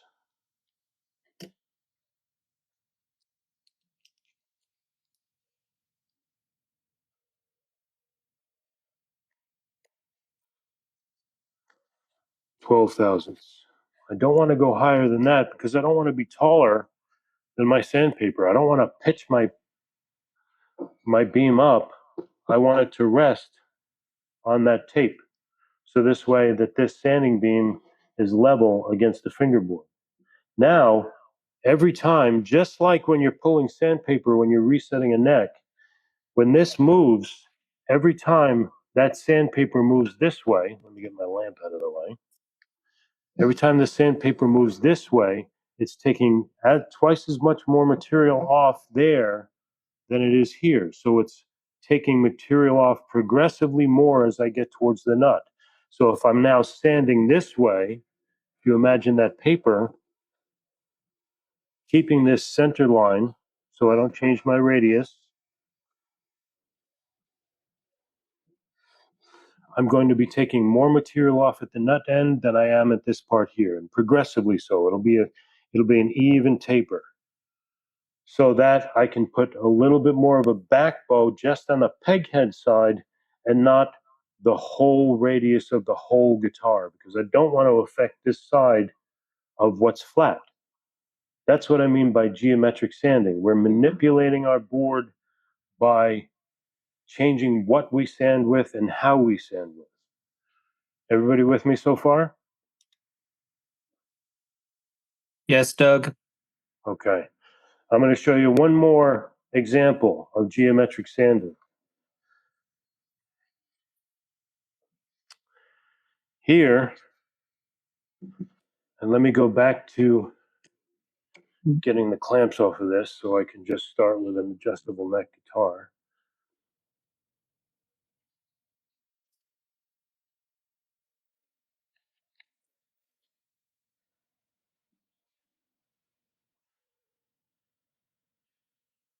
Let me get this off.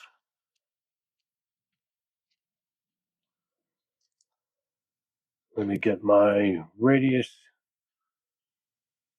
gauge. Make sure it's 0, which it is. So here I'm at 0. Well, no, actually I'm not, because I tightened the truss rod into a pretty heavy back bow. So let me adjust this.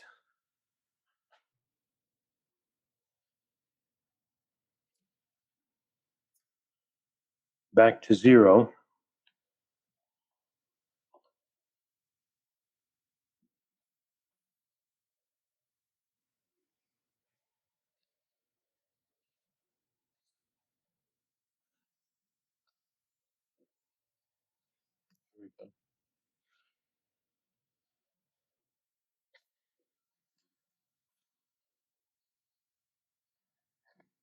So I'm coming back to 0.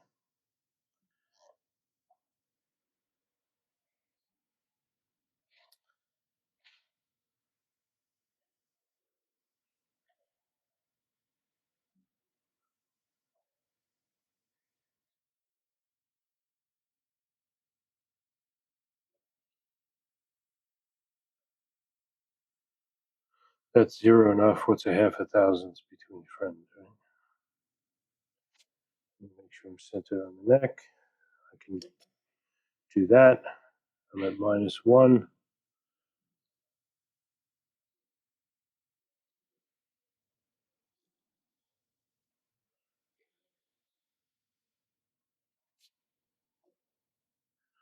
And I'm at 0.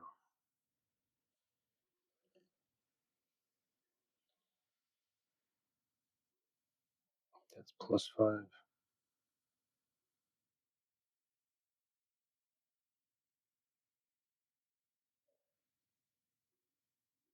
Okay, we're at 0. So here, let's say I've got a neck that is straight, or it's 0. Right now I've got 0 relief. But let's say this was riding up and down as I moved. Loosen the foot.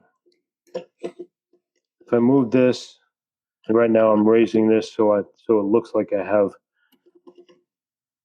hills and valleys. Let's say in this area I was reading something going on with the neck and I've got a hump in this area, or let's say it was down in this part of the neck here where I said, oh, I've got kind of a hump in the 3rd fret area. You know, if I'm reading something here that's a little high, do I just keep moving my beams back and forth until everything's flat? That would seem incongruous. Let me make sure my gauge is 0. That would seem incongruous with, because I would, in essence, be constantly having to go back and forth between the two beams. I want to be able to make this flat as I've got it. I've got a 0 neck right now. So what I do is this. I take a beam that I have marked the center point, and that's the center of the neck, and two other points that are a little bit farther up. And I use, if I can find them, oh, here we go. I keep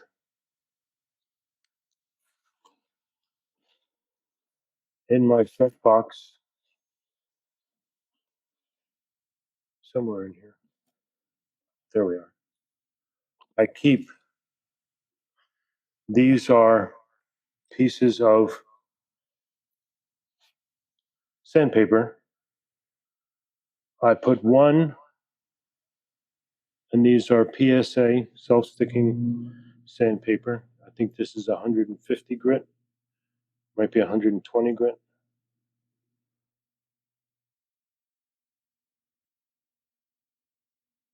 And it's got the film backing on it. And I stick it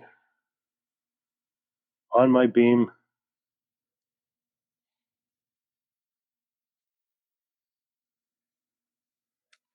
Dead center, right there. I also do another one, another two actually. Let me get my third one.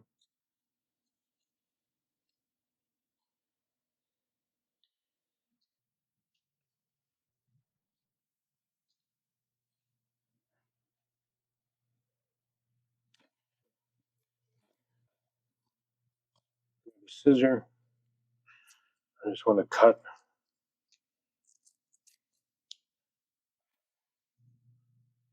Sandpaper. So I'm going to use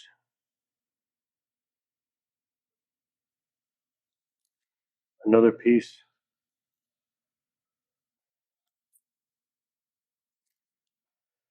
I want to cut it square. I'll put another one here.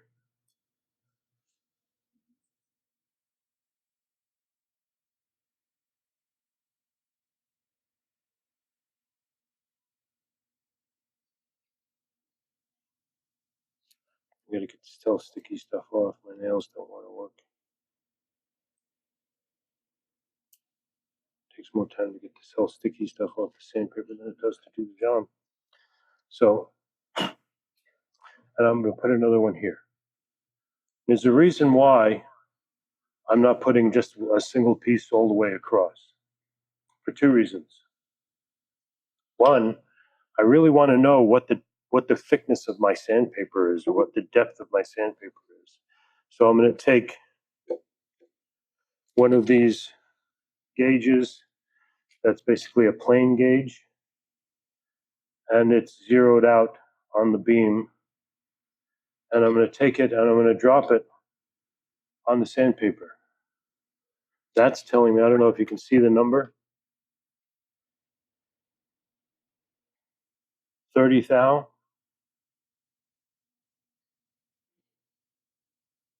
That's zero.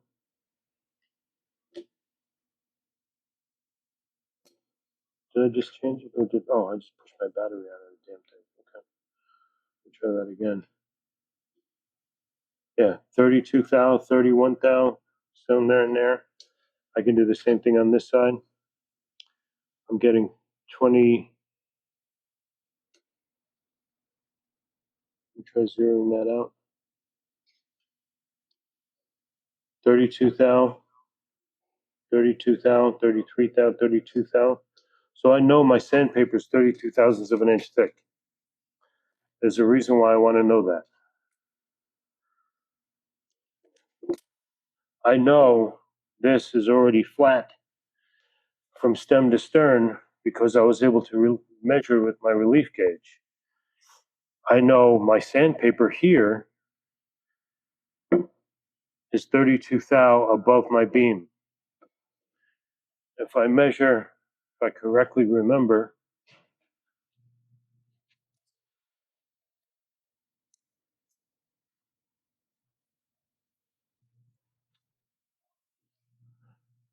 my StuMac yellow tape is 6 thou, 7 thou, yeah, 6 thou, 6,000ths of an inch. So if I take my tape, put it here, 6 thou, 12, 18,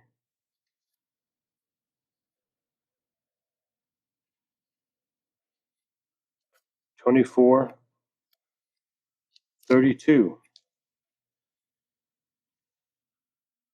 And I take the other end of my fingerboard, 6 thou. Let me get some more tape.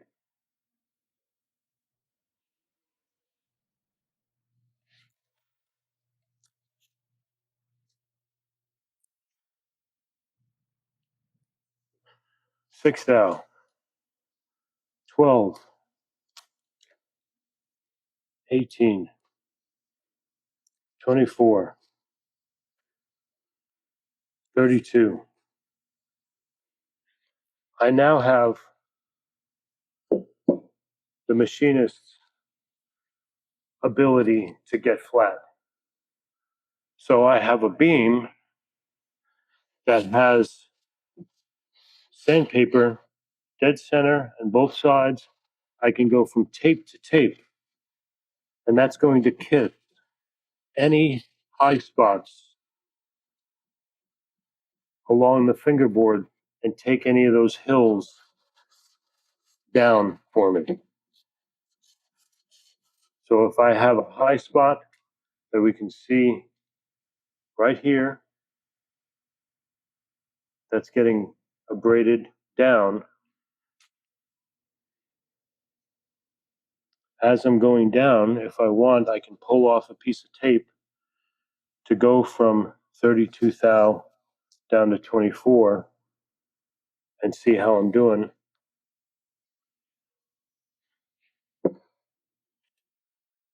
And I can hear, just like when a hand plane goes over a piece of wood. Whenever you if you use a hand plane, first few strokes over that piece of wood, you hear it's cutting off all the high spots. You would hear the same thing if I didn't have a perfectly flat surface.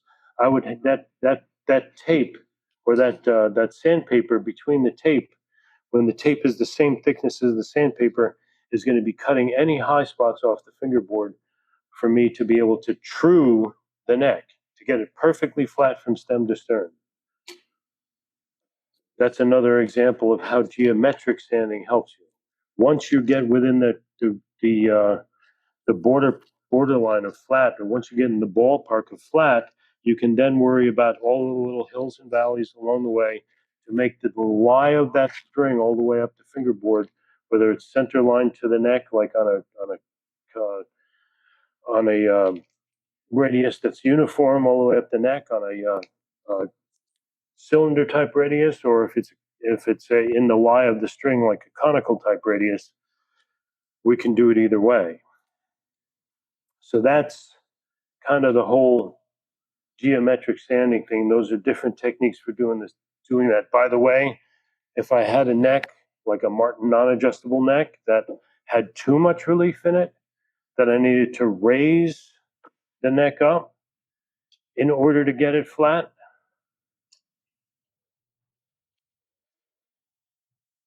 and let's put this in too much relief.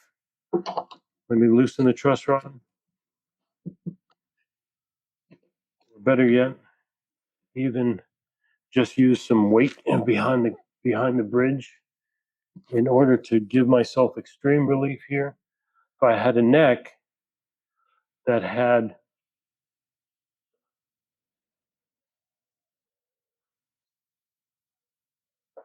too much relief on that supposable non-adjustable truss rod, that how do you make it flat? So here I have a neck that has now like well over 15 thousandths of an inch relief. So I've got too much relief. I want to flatten this neck. I don't want to sit here with a long sanding beam in the hopes that that makes it flat. I want to do that dance on either side of straight. But the problem is I have this concave shape. Where's my ruler?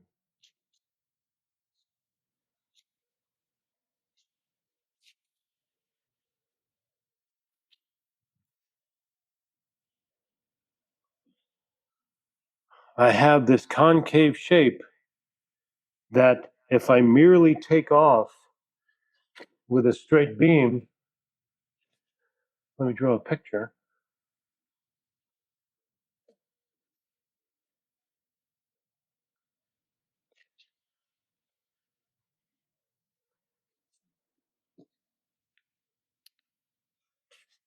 If I have too concave a shape that I'm just going to stick a straight beam on, hoping that I keep taking material off either side until it gets flat, I'm not only going to wind up with a neck that has way too much fall away, the fall away is going to move. If it has fall away, the fall away is going to move all the way up the neck this way. I'm going to wind up with a misshapen neck that's going to look like more like a carnival ride at Coney Island than anything else when I'm finished getting frets in it. So I want to be able to manipulate a guitar once the plane is straight between those 3 points. The way I used to do it when I first started working in this kind of condition, I used to use a block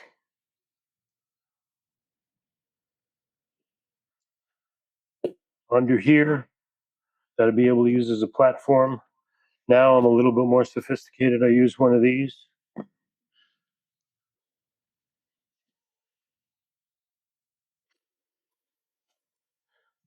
Since our dear pal Robin 3D printed this, I'm able to use that now if I want to, or I use a scissor jack with a neck rest underneath it.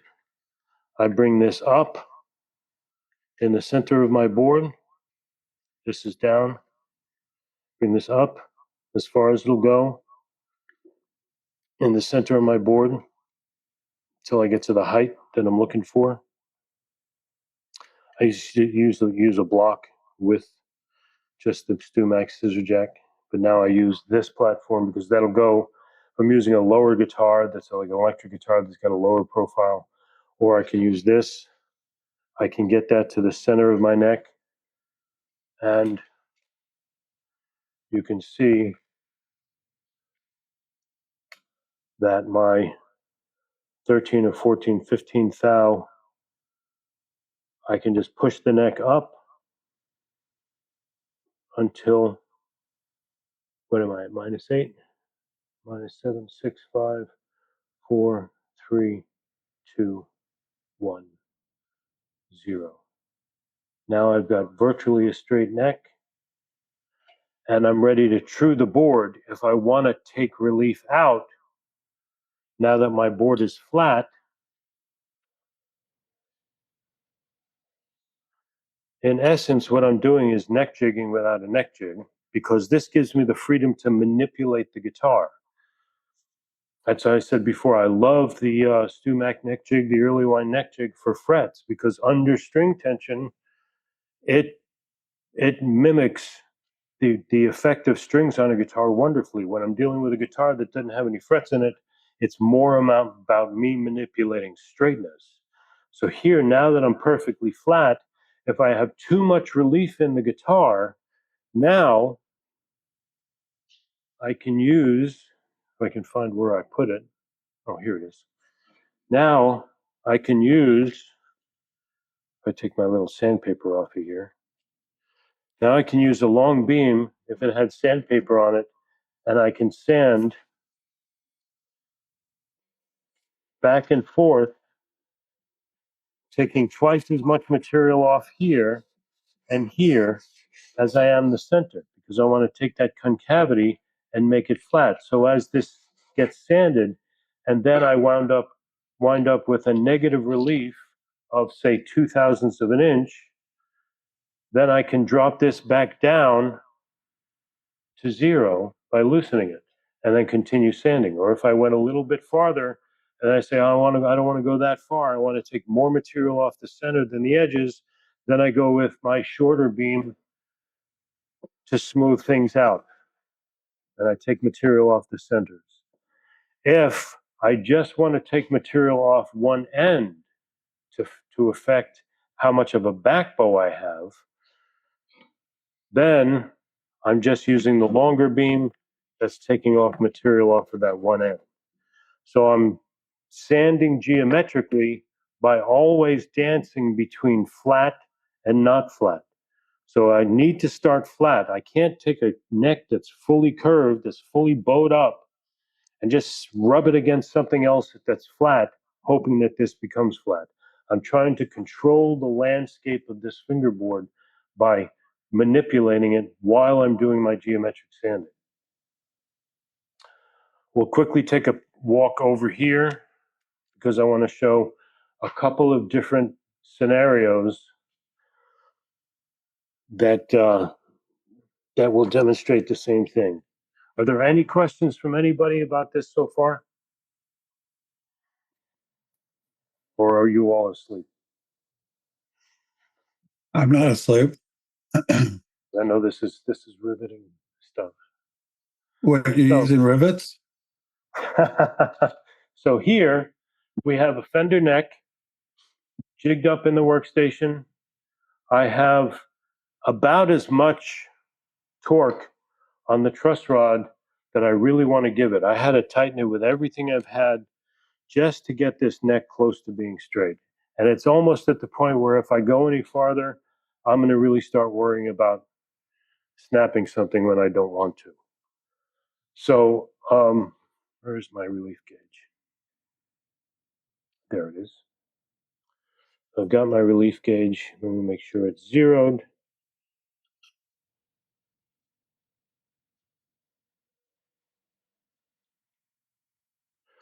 Before I zero it, let me make sure I'm set up for my scale length, which I'm not. Now remember, a fender neck should have no fall away. I can't tell you how many times I've seen people say, oh, I had to put fall away in this fender neck. Fender necks don't need fall away. If they have a kick up at the end of the neck, as we discussed before, that's one thing. So I've set my scale length. I want to come over here very quickly, and I set my 0 point on my surface block. I could do that on a straight edge or one of StuMax sanding beams if it didn't have paper on it. That's reading 0. I'm back over here at my fender neck.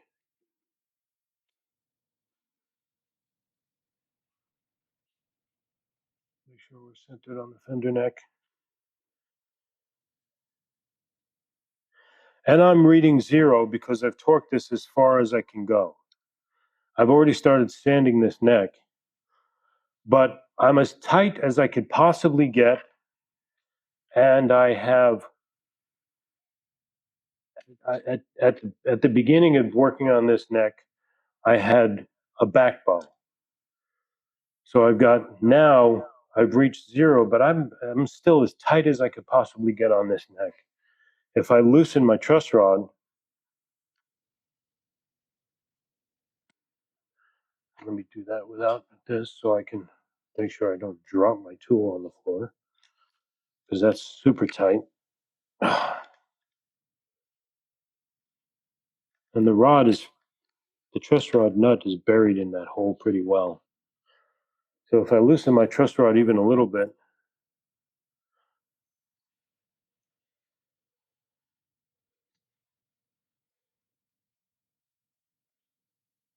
and I drop these two supports,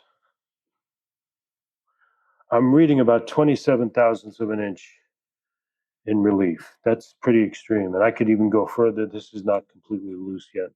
I could go a little further. So for me to get this neck straight is a pretty Herculean result. Problem is that even if I could get it straight, when I put frets in, that's going to help a tiny bit, but you know, I don't want to have to like over compress frets in a fender neck just to try to get a little bit of straightness. I want the truss rod to help me out a little bit. When I loosen the truss rod, I want to be able to get in some relief. So here, I'm going about as far as I really am comfortable going, and I'm about zero. I might be able to get a little bit more. Like I said before, I was at a back bow and I was sanding, and I said, let me stop working on this guitar because this would be a good demonstration of what we're dealing with for geometric sanding. So now I've got the neck at least at zero. I did sand a little bit out of the center of the neck to try to get to zero. I want to get to some relief so that one, when I put frets in, the fret compression doesn't bow the neck back even more, that I have some room for that. Plus the pull of the strings, I don't want the strings to pull. God forbid the guy comes and says he wants 12s on his Strat. Then I'm going to wind up having even more pull. I want to be able to have some, you know, some adjustment. The travel of the truss rod, I want to be on both the positive and the negative side. So I need to remove material from the center of this neck, come to the center of the neck, give myself a little bit of support. Could I ask a quick question about truss rods? Sure, about what? Truss rods. Yeah.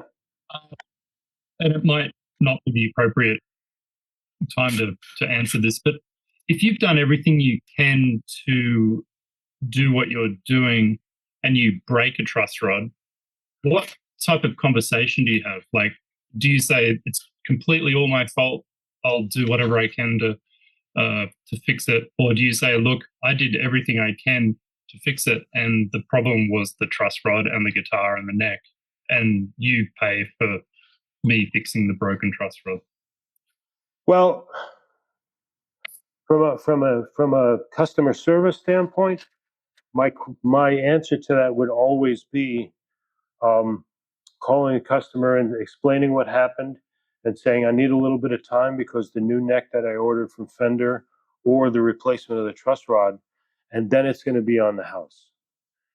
Because just as a circumstance like this, if I'm going far enough that I'm worried about snapping the truss rod, which I am in this case, because like I said, it's taking everything I got just to get it to zero. Before, when I first started working on this neck, it took everything I got, and I still had 10 thou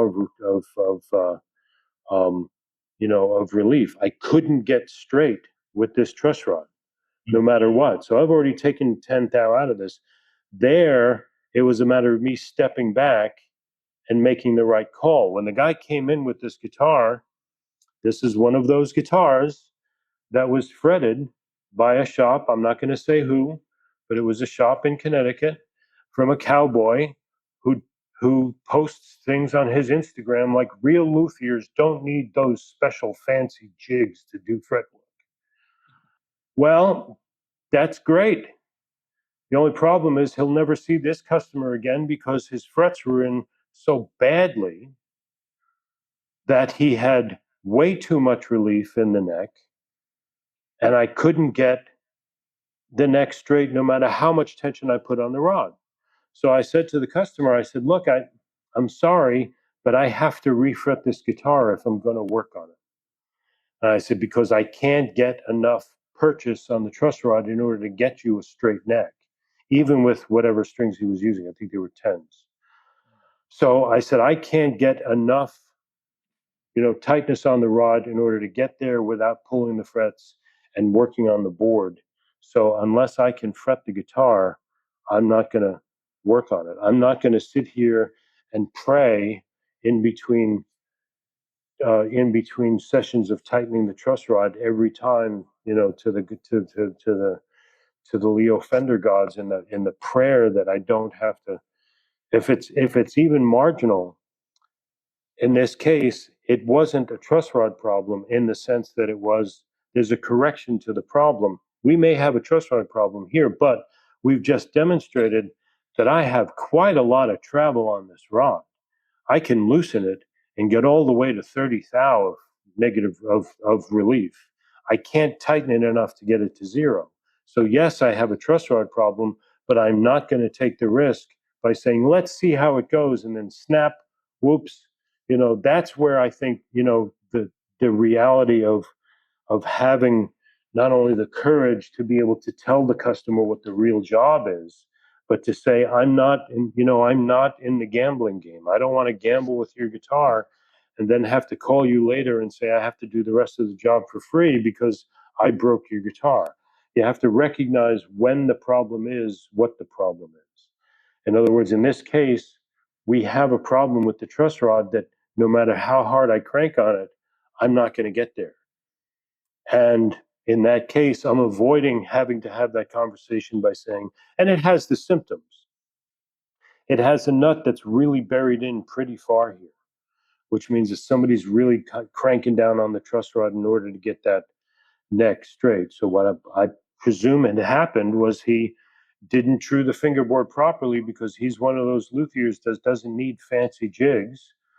And then after he put the frets in the guitar, he probably put them in very sloppily with wide fret slots or wire that wasn't compressed in the neck very well. And then as a result, he had way too much relief.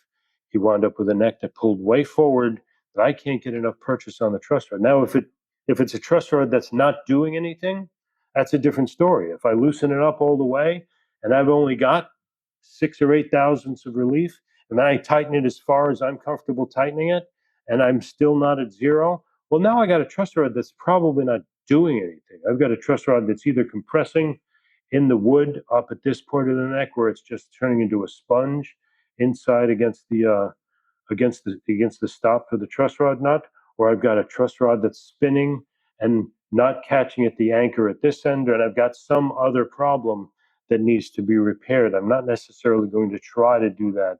But in this particular case, to answer your question, I'm avoiding having to have that conversation by telling the customer, this is a fret problem, not a truss rod problem. And then recognizing when you have to make that assertion to your customer, saying, well, I just had the guitar fretted, less than 7 months ago. Well, that's not a conversation you should be having with me. Yeah. Okay. So that if you want to continue the conversation with me, this is what has to happen. And in this particular case, he had a choice. He can go back to the other guy and say, I had somebody look at my guitar and they're telling me that, that it needs to be fretted again. You just fretted it 7 months ago. It should be on you to do it right. But the customer's in a strange situation there because now he has to have at least the belief that on the second bite at that apple, this guy's going to be able to do it right. If he was able to do it right, he would have done it right the first time. So this particular customer said, you know what? I feel more comfortable with the guitar in your hands. Let's do what the guitar needs. I said, okay, it's going to be refretted because that's the only way I'm going to correct the conditions. And it's, the fret job itself, the condition of the frets wasn't awful. It just was a completely unplayable guitar because there was no way we could get enough straightness in the board by tightening the truss rod because it was just not enough purchase on the rod to get there. So to answer your question succinctly, if I break a customer's truss rod by wrenching on it so hard that trying to get where I shouldn't and I snap it, my rule for that has always been if I break it, I bought it. Okay. I have purchased multiple thousands of dollars worth of guitars from customers for much less. Mm-hmm. And that to me, it sucks. It's the hardest thing to do. I've told some stories on the Looth along about it where I've wound up having to purchase guitars from a customer because I did something stupid or I did something that I didn't think all the way through or I didn't check out what I was working on. I had a guitar a couple of years ago come in. It was a brand new Fender, one of those silly models. Those, I forget what they called them. They call them, alternate dimension or multiple universe models, whatever the hell they're called. It's where they like combine a Telecaster with a Jaguar and all of that kind of weirdness. I forget what they call them. And I had a customer bring one in for some minor work. It was some minor fret work. And he also had a ding in it that, he asked me if I could get out. I said, yeah, sure. And I didn't look up the guitar. And if I had looked up the guitar because I was unfamiliar with the model, I would have known that I should have said, you know what, that ding is there to stay. Because if I had looked up the guitar, I would have found out that Fender was also crowing that this particular model and series of guitars in this whole catalog, part of the catalog, had some, whatever they called it, road worn or, closet classic, whatever stupid finishes that they don't actually put a finish on. And the finish is, the kind of guitar that will relic itself with use. It's such a fragile finish that as you play, you'll accelerate the wear on the guitar and it'll look like natural wear, et cetera, et cetera, et cetera. I didn't realize that the finish was so dainty that it would have, it would wear particularly quickly on its own. So I did a drop fill where this part of the guitar was. I did not only a drop fill where this part of the guitar was, I took the guitar after I'd sanded everything up. Everything went fine. I scraped it, I sanded it, walked up to the buffing wheel. I spent less than 10 seconds on the first buffing wheel when all of the finish came right off the guitar in that section. I was like, what the is this going on here? And then, of course, I got on the computer and I looked up what I was dealing with and saying, oh, there's really not a finish on this guitar. But I also knew that I had a particularly persnickety customer because he asked me to get out a ding that was about the size of the head of a pin. And I stupidly said yes, because I didn't look up the guitar. I forgot, it's no big deal. It's in the clear coat. It's not even down to color. Yeah, I'll just spend 2 minutes on that, make a quick buck, make a customer happy, move on with my life. Well, I wound up, and it was right on the belly cut. And it was on the back of the guitar, it was on the belly cut and went right through the finish, right through to the wood. Not a big spot, but enough that I knew this guy was going to be happy. I picked up the phone, called him, explained what happened to him. I said, send me the sales receipt of the guitar that, from where you purchased it, and I will write you a check. It sucks, but I still have that customer today, and he's brought me work, rather than being the guy that everybody hates to bring their guitars to because you damaged my guitar. So I'll get off my soapbox, but that's my general rule of thumb is if I break it, I buy it. All right. Thanks. So here we have this fender that I need to take material off the center of the board in order to give myself, I've got too much relief, so I don't need to take material off the center of the board. I need to take material off the ends of the board. So here, I'm going to go with my geometric sanding, and I'm going to sand. Let me get the camera out of the way.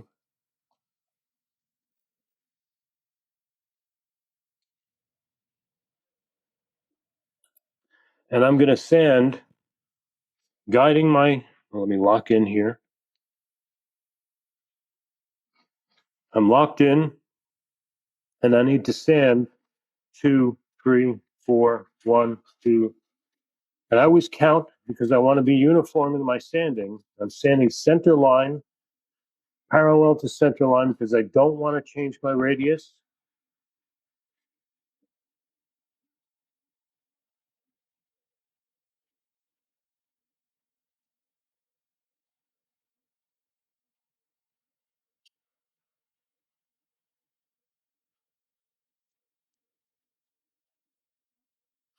Letting my fingers guide the other end of my beams.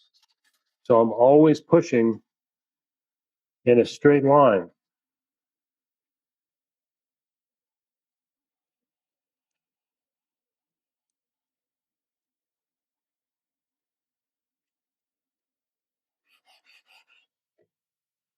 I'll stop, see where I am,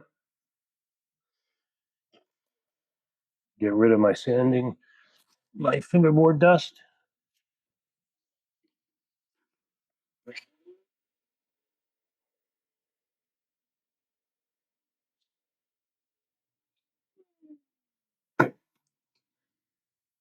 So right off the bat, let's see where we are. Where is my, I keep placing things down in different places because I keep walking around and I'm looking for my, oh, there it is.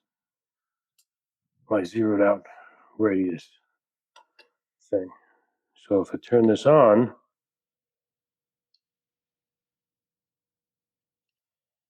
it was over here. So we're both on the same side. And I have a 2/1000 of an inch back bow right now because I've been taking material off the edges faster than I have the center. So now I want to keep going in that direction, but I now don't want to be sanding on a hump. So I'm going to drop this. I should try to do it on the same side that I am, that the gauge is on. I'm going to drop this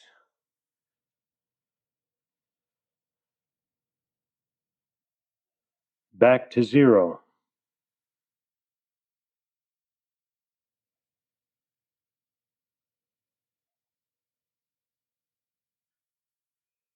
So now I'm at 0.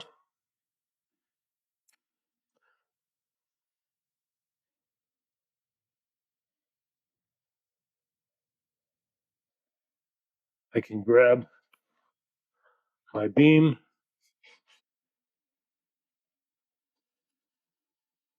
continue sanding.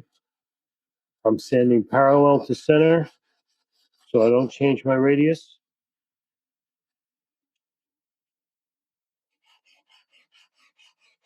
Using my fingers to guide my beam.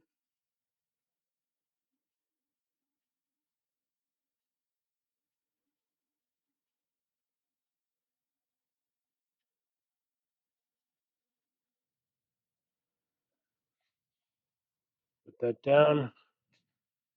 Get rid of my dust.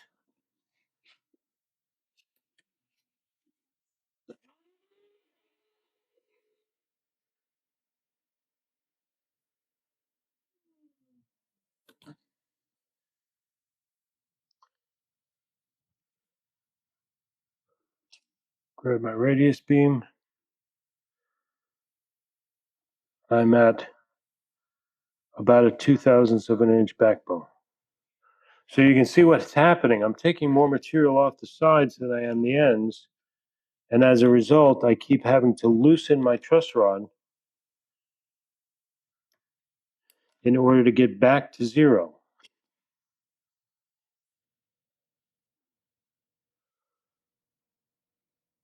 That's still at 1. Loosen my rod. I'm back to 0. So what's happening in effect is I'm putting more relief in the board and having to loosen it to come back to 0. So as I keep going, I'm going to wind up with a neck that I can tighten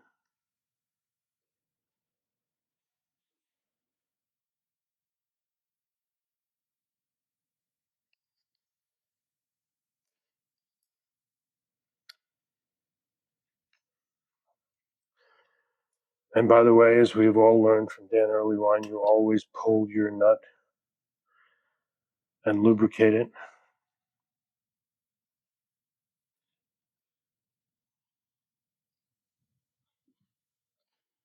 So now I've got a neck that with only the little bit of sanding that I've done, that now I'm getting into a back bow of about 6 or 7/1000 of an inch. That if I keep going in this direction, I'll be able to get it to go to a back bow of say 10, 12/1000 of an inch so that when I have string tension on it, I have adjustability on both sides of that perfect plane. So if I need a little bit of extra relief for this customer, I can give it to them. You know, I don't want to go to crazy. I don't want to get to the point where I have hardly any fingerboard left in the center of the board. I don't want to go through these inlays because then I have to replace inlays. By the way, on that custom craft inlays that I showed you the bib for, where we went from when we went from a back bow of 60 thousandths or a negative relief of 60 thousandths all the way to a relief of 2000s, I wound up not only having to replace all the inlays in that guitar because his inlays weren't 60 thousandths thick. I can show you that. On that guitar, I wound up bottoming out on several fret slots where I had to deepen the fret slots more than once throughout the whole operation. But this whole process here of geometric sanding, I've been sitting here sanding this with a single size beam, and I keep creating a back bow that I have to drop out. So that whole concept, I don't want to call it nonsense, but that fallacy of if I just rub something flat against this, it'll become flat, is not something that has any kind of validity to it. If I'm sanding, I'm changing the shape of it. If I'm using something long, I'm creating convexity. If I'm using something short, I'm creating concavity. So here's an example where we have to do geometric sanding in order to get the results that we want. That's what I mean by reading the lay of the land and getting to a point where you're producing the results you're looking for. Let me address another one very quickly, and this one I may not even do much sanding on, but I want to demonstrate for you.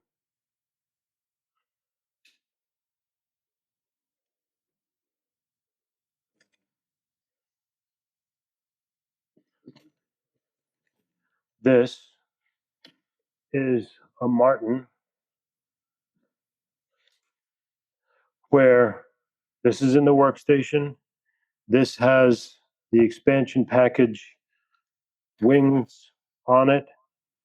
These I make in the shop.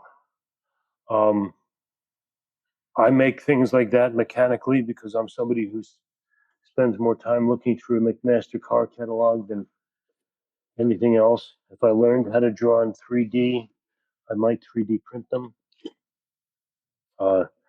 Daniel Rohr, who is much smarter than I am, much more intelligent person than I am, created these, which will be up on Looth prints at some point, to basically be the 3D printed version of what I'm using here. I'm using a couple of metal brackets that go to a rod, or this I forget what they call this, perforated tubing or something like that. Which this is the expansion package wing that comes from Total Vice. I think Nate Wood was the first one to figure out how to use these for the purposes of attaching to the workstation. This gives me the same thing as the weights. Oh, Eric Collier was the first one to found them, but you were the first one, I think, to use them on the expansion package for pulling down on the. Oh, you're just cuter, so you got more attention. That's true. But this is how I create when I created the weight or use the clamps. This is how we do it in the workstation. This arm here is merely attached mechanically. It can swing anywhere I need it to, so I can be pulling down at the waist. I can be pulling out down at the shoulders, and I can lock it in wherever I need it to be. So here, I'm going to have them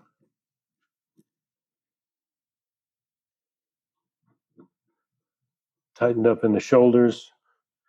This particular guitar is a good example of what I was talking about with top deflection. Let me grab a straight edge.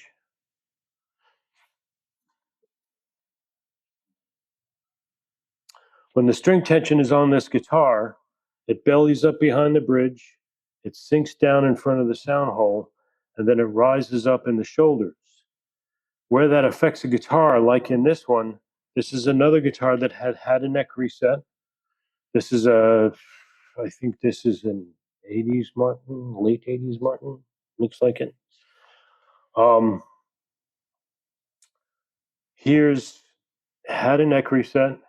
At the same time, whoever did the neck reset did a magnificent job of rebinding the fingerboard at the same time.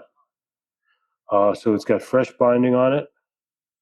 They even did a really good job of pitching the fingerboard extension with shims that they then covered with the binding. And I can tell that that's the case when I'm looking at it, outside of the fact that the customer knows he had a neck reset. But I can tell that that's the case. I don't know where the hell my ruler is. Oh, there it is. So when I'm measuring the thickness of the fingerboard extension down here, that's about 1/8 of an inch. Down here, it's only about 3/16.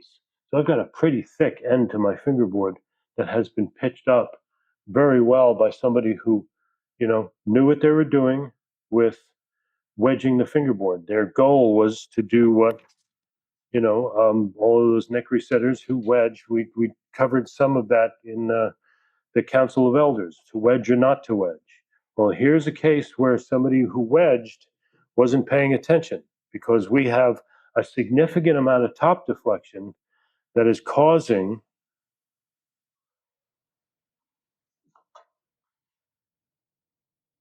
let me grab just a feeler gauge so you can see it. So we have a lot of room over here. Can you see this part of the guitar or no? Yeah, we can see it. Since a heads up, we're up on 3 hours. Okay, so we're wrapping it up. Yeah. So here I'm rising up in the belly behind the bridge. I've got a dip in front of the sound hole, and then I'm rising up in the shoulders here where I can't get through, and then I've got a pitch over here. So this whole fingerboard extension has come up. So I have what looks like a ski slope, a ski jump at the end of the fingerboard extension. Sometimes when we look down a fingerboard, we see a ski jump at the fingerboard extension, say, oh, you need a neck reset. Well, this one's already had its neck reset. My neck angle is good. I confirm that, outside of the fact that it had a pretty low action and a saddle about the height of the Empire State Building. If I drop, I don't know if you're seeing this in the view, if I drop my little pieces of brass at one and the body joint, and then I get my long straight edge to sit on that to project to the fingerboard extension, I got tons of room. I'm well above that bridge. And I have a prop jack sitting up under the bridge, because when the guitar came in, it had strings on it. The bridge was all bellied up. I put a prop jack under the bridge and tightened it up. I used my new relief gauge as a top deflection gauge to be able to mimic exactly where the bridge was. Use the prop jack to prop that up so I can pitch the bridge exactly where it was when it had strings on it. I also took a small prop jack, one of the minis. I don't know if you can see it there. And that's under the fingerboard extension, pitching up the neck exactly as it was when it had strings on it. So now I know I have a guitar that looks like it needs to look under string tension. I loosened up this one over here so you could see what happens very quickly. Move this back over here so I don't tangle myself up in wires.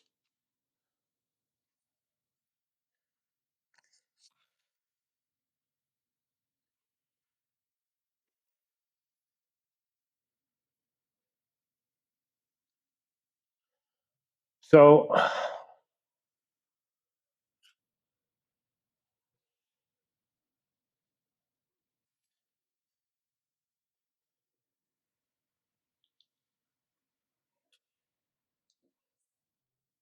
I have my relief gauge set to 0. Here, I got a problem because I know my fingerboard's kicking up, so I'm not getting an accurate measure of relief. So if I bring my gauge back to the body joint here, I can see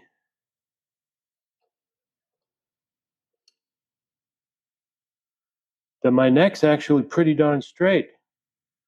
I'm at 0 on the gauge. My fingerboard extension picks up by about 0.008 of an inch, which is pretty significant given that it's, on a Martin, it normally has fall away. So if I'm at 0 here, that means my neck is straight from here to here. I need to get rid of this fingerboard. Now, I can't take the fingerboard off because I don't want to destroy the binding and try to get rid of the wedge, but I'm going to have to reshape the fingerboard extension in order to have the neck be exactly where I want. I've confirmed that my neck angle is good. From here to here, I'm perfectly straight. I may have, if I check here, I may have some areas where I have a little bit of a hill or a valley. I can see about a 0.005 of an inch hump there. That could be related to the neck reset. If I look, let me tighten this one back up. If I look over on this side and I move the gauge this way, up this way, I can see that it's pretty flat. I'm staying at 0, I'm staying at 0. So I may have a little hump in here that I have to get rid of with that sanding technique for the little 3 pieces of sandpaper where I'm taking off high spots.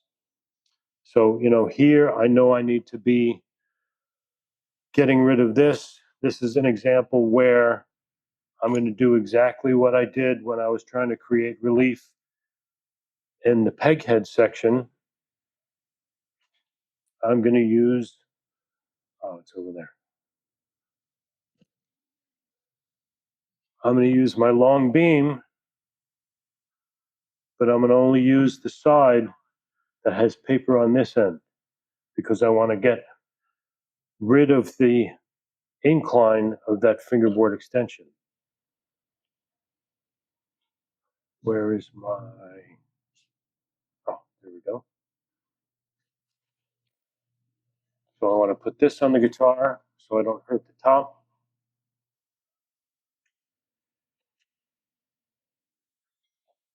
Doug, I have a question for you. Be my guest. As an alternate to taking surface off of the fingerboard to get rid of that ski slope, what would it be an option to get rid of that in the frets themselves and then actually fix the real problem neck reset by taking out the wedge?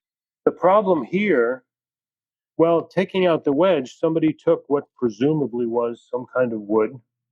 I have no idea what, because I would have to remove the fingerboard extension and the binding, or sacrifice part of the binding at least, or risk the binding when I heat up and get a spatula under there. But in order to pull the neck, this is a situation where somebody has jacked up.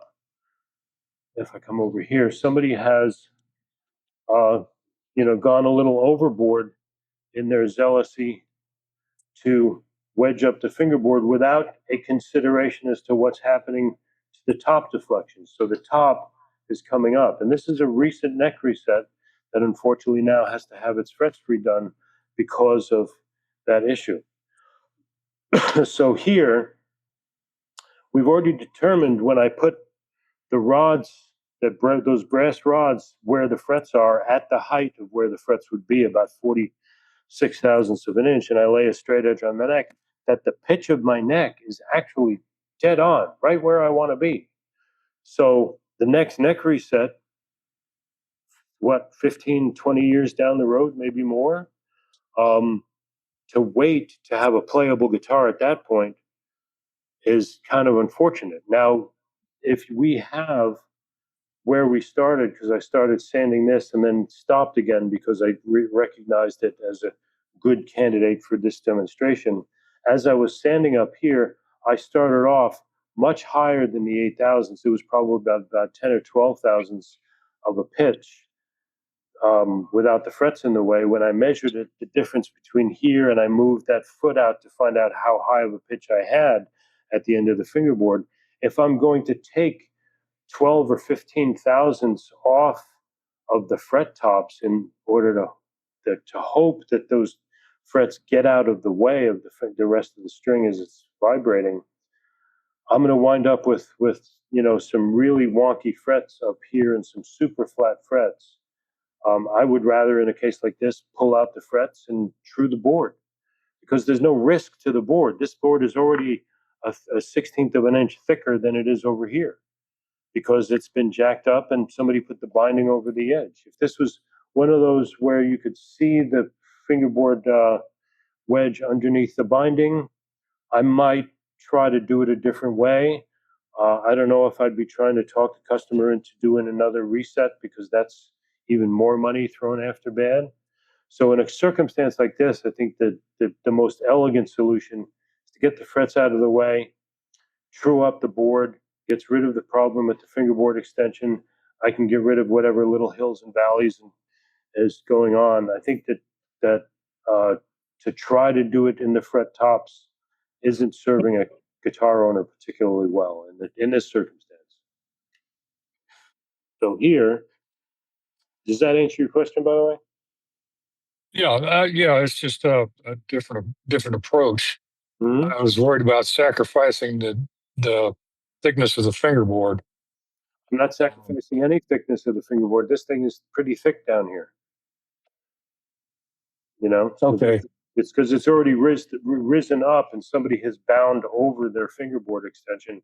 Whatever's under there, it might be ebony, it could be who knows what. Regardless of what it is, it's pitched up and it needs to be corrected for. So here, I'm just going to stand again. I'm parallel to my center line. I'm going as far as I can without hitting the bridge.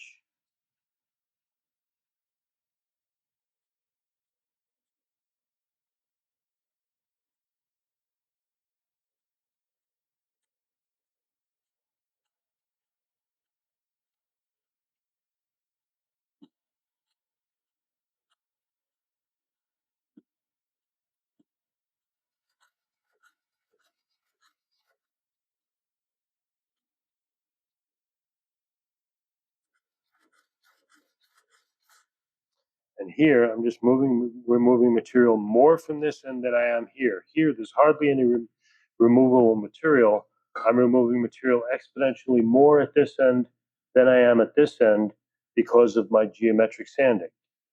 Because just like when we're pulling paper through a neck joint, we're taking more off the back than we are the front by the mere sake of the fact that more sandpaper is passing past the end of the heel than the front of the heel. Same thing is happening up here. If I quickly check just to see what my progress was,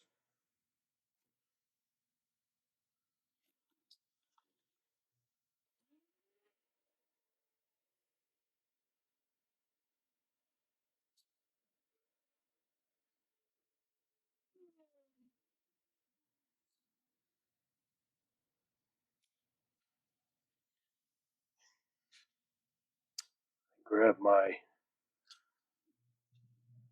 relief gauge, make sure it's zeroed. I don't know if I grabbed the right one. Looks like it because I recognize the number. We are at 0. And here, is this the right one? I want to be here at 0. Oh, it is not the right one. That's the other one.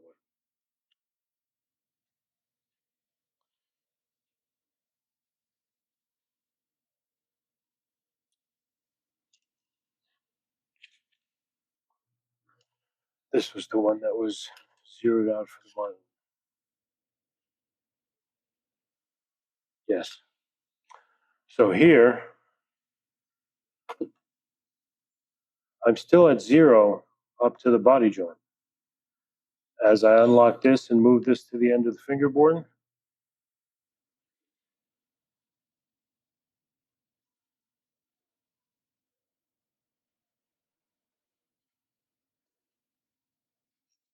it's coming down. Now I'm at 6,000s. Where was I before? 10,000s? I forget what I was. But as I'm sanding, it's coming down. So as I can monitor my progress by merely doing that every short few minutes of sanding. But if it's already come down by 3 thou or 4 thou, that's going to make short work of that if I'm sanding geometrically. And of course, just to demonstrate very quickly, if I had a neck that I needed to simulate string tension on, like a neck that was a Martin without an adjustable truss rod,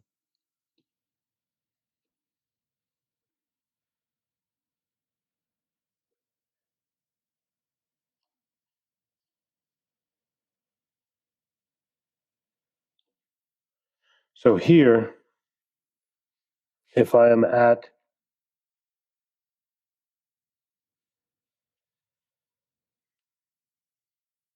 0 and I tighten these,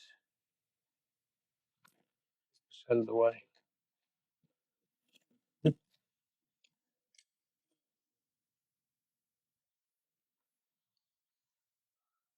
don't want my support in the way while I'm adjusting the neck.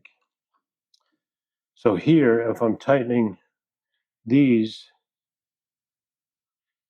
to simulate the pull of strings, you can see the number. Can you see the number moving? I don't know if that's viewable that close.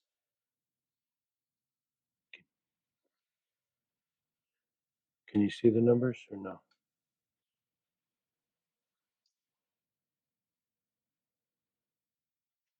Visually, I don't know if they're.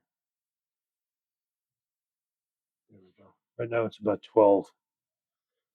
If I keep tightening here, just do one turn on either side, 15 thou, 17 thou, just 1/8 of a turn over here.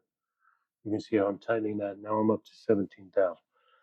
So here, I'm increasing the tension just on these knobs here, and I'm increasing the tension on the guitar, giving myself more relief. If I had a neck that didn't have an adjustable truss rod, I can simulate it same way as I did over there by using either weights or clamps on that type of bench. You do the same thing in the workstation here by being able to create some simulation of string tension, not for the purposes of duplicating it, but for the purposes of manipulating my neck. So if I had a neck that had too much relief in it and I wanted to be able to jack this up, I could, just by simply putting pressure on the center of the neck, either by using a scissor jack under here, or I can even just use this and push up on the neck in order to release less relief. That moved it from 15 thou up to 12 just by me pulling up on the middle of the neck and locking in. Now I'm at 8 thou of relief. So I can manipulate a neck without having to constantly adjust the truss rod. Plus, if I already know where I want the truss rod to be, somewhere in the center, I can manipulate the neck without having to adjust the truss rod.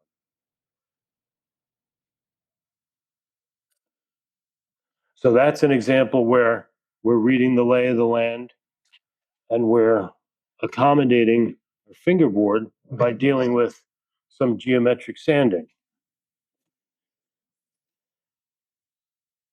Last example, just because I want to make sure we get it in, is a Les Paul. Here's another circumstance where we have not enough relief in the board, too tight a rod, and I want to be able to create some room in the rod. Here I'm going to be conscious of not going through these inlays. If I do wind up taking enough material off, I'm going to make sure the inlays come out and get moved aside. But here we have a different set of circumstances that is beyond just the relief.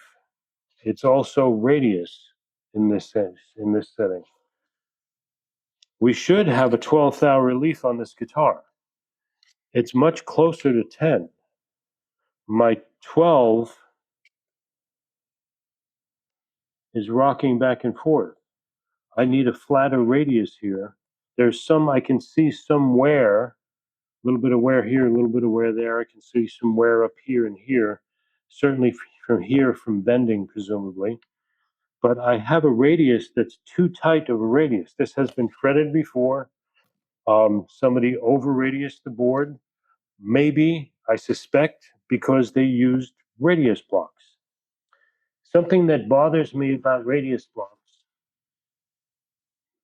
is that if I use, that case is a 12, 10, this case is a 12.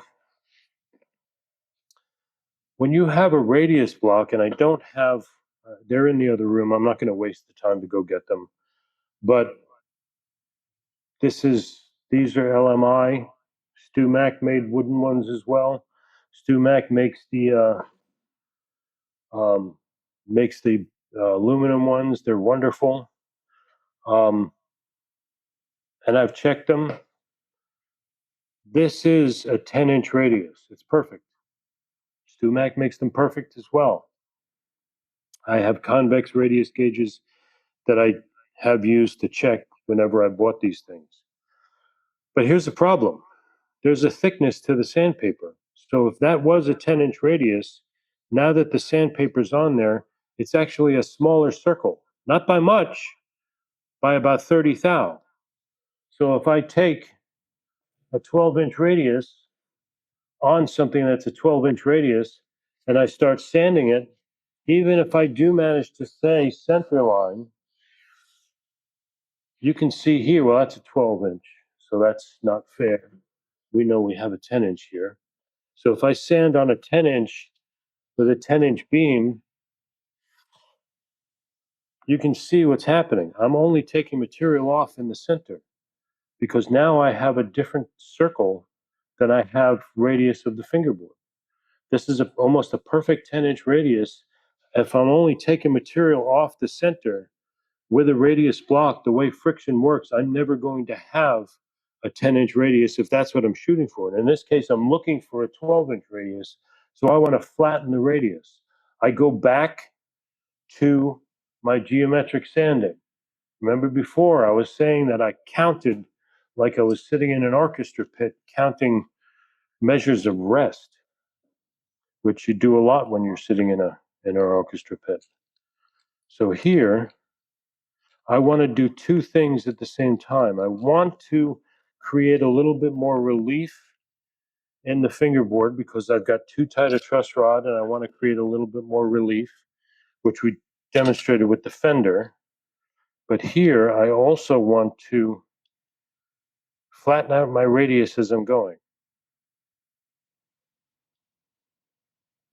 So I'm going to do what I did before, which was get my neck as straight as I possibly can, to get my feet to be as level as I need to be so my gauge doesn't flop over on me. There we go. I'm almost at 0.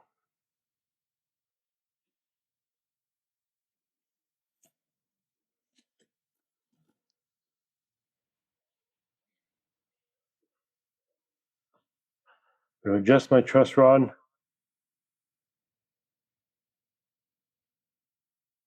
So I'm at 0, which is right there.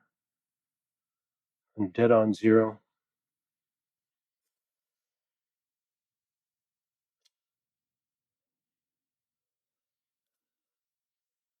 Make sure I'm locked in here so my rig is nice and uniform.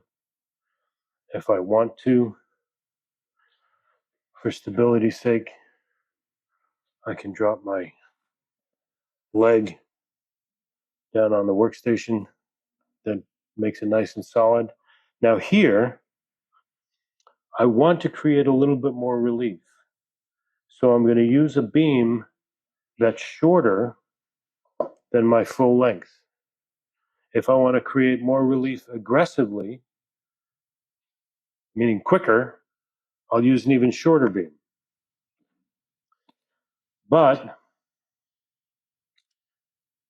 let me look at it this way so you can get a feel for what's going on here.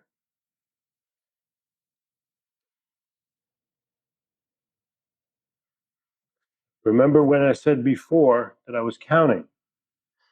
So now when I'm sanding, 1, 2, 3, 4. 1, 2, 3, 4. 1, 2, 3, 4. 1, 2, 1, 2, 1, 2. 1, 2, 1, 2, 1, 2, 3, 4. 1, 2, 3, 4.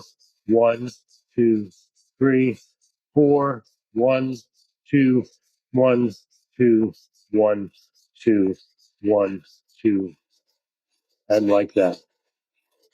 What I'm doing by counting and being conscious of my count when I'm sanding parallel to center so I don't change the radius in terms of getting it different than it is. However, when I'm in the center, I'm sanding twice as much as I am at the outer edges. And I kind of divide the board into segments in my mind. So here's my dead center. I might be following the between the D and the G string here. I might be between the D and the A string here, between the E and the A string here, or what have you. So if I'm taking more material off in the center of my board than I am the edges, my radius will flatten out from a 10 to a 12 or somewhere. And I just have to make sure I'm staying conscious of where that is as I'm counting. And we can even see that that's actually getting flatter than where I started. I started off, I don't know if I can get in there close enough if Zoom is going to allow me to get in there. I started teetering very quick, very high, and I started.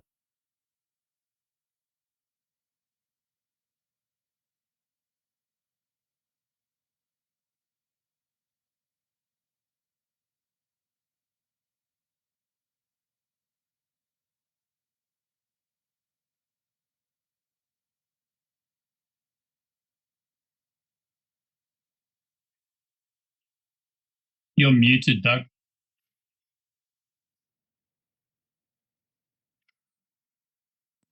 Am I back? Yep. Oh, when did I go mute? 10 seconds. Okay, so I'm only going from about here to about here at 12, so I've still got a little bit of a ways to go. But if I'm sanding, I'll sand more off the center, or I'll increase my count. I'll go to 5 or 6 in the center for 2 on the edges, and that kind of thing. So that's geometric sanding as it relates to radius. I can both control the board this way by either using a short or a long beam, and I can control the board this way by increasing or decreasing my count. If I have too tight a radius that I want to get flatter, I will increase my count in the center of the board versus the extremities. If I have too flat a radius that I want to make tighter, I will take more material off the edges than the center, just like I would with either a long or short beam. But in this case, I have to do it with counting rather than the length of the beam, because I don't have the luxury of changing the width of this. Plus, when you got a flat beam against a curved surface, you're only cutting within the lie of the string anyway. Then after it's all said and done,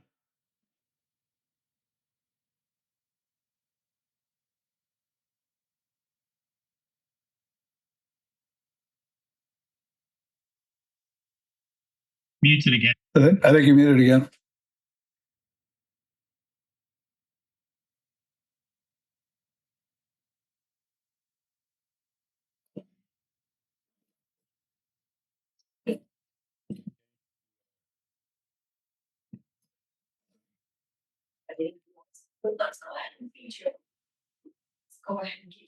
Like my batteries on this thing. So that's geometric sanding. I'll either increase my count or or use a longer or shorter beam.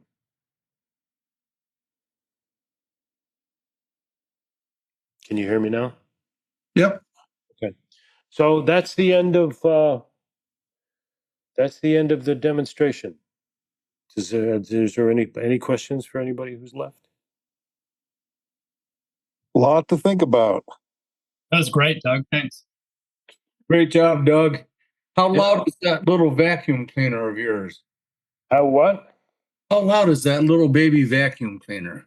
It's not very loud. It's not very loud. We have a vacuum cleaner that we really like, which is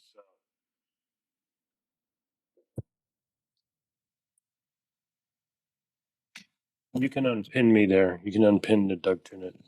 When will this be available to see on the website? There's so much to absorb here. Pretty quick. This is the vacuum, Dan. That is a vacuum? Yeah. It's a little handheld vacuum. It's by Shark. We use this at the bench and when I'm doing fingerboard stuff, and I used the other one just because I forgot about this one.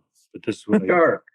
Hey Doug, do you have a link to the video you mentioned with the guy who said you don't really need all the fancy luthier tools? Because I really kind of want to see that, that approach. No, I don't. Yours was good and all, but I like the simplicity. You need all those fancy tools. Well, I'm gonna take the high road. Thank you so much, Doug. My Very pleasure. Thanks, Doug. Yeah. Thank you. Thank you, Doug, very much. My pleasure. This puts this season of the Dan and Doug show in the book, so to speak. Has it already been another year? It would have been another year. We will see you in January. Thank you, Dan. Bye, people. Thank you, Doug. Happy holidays, everybody. Adios. Thank you, Doug. Doug, Dan, are you getting bulked up for Friday? You got some weight to gain between now and then. Yeah, I'm hoping to have a good dinner tonight and eat a big breakfast. You're gonna want to see how long you can go without going to the bathroom too. I think that'll help. Yeah. Gross. See you guys. That's gonna run you off. All right. I'm gonna go put on some weight. Yeah. All right. Have a good one, dude. All right.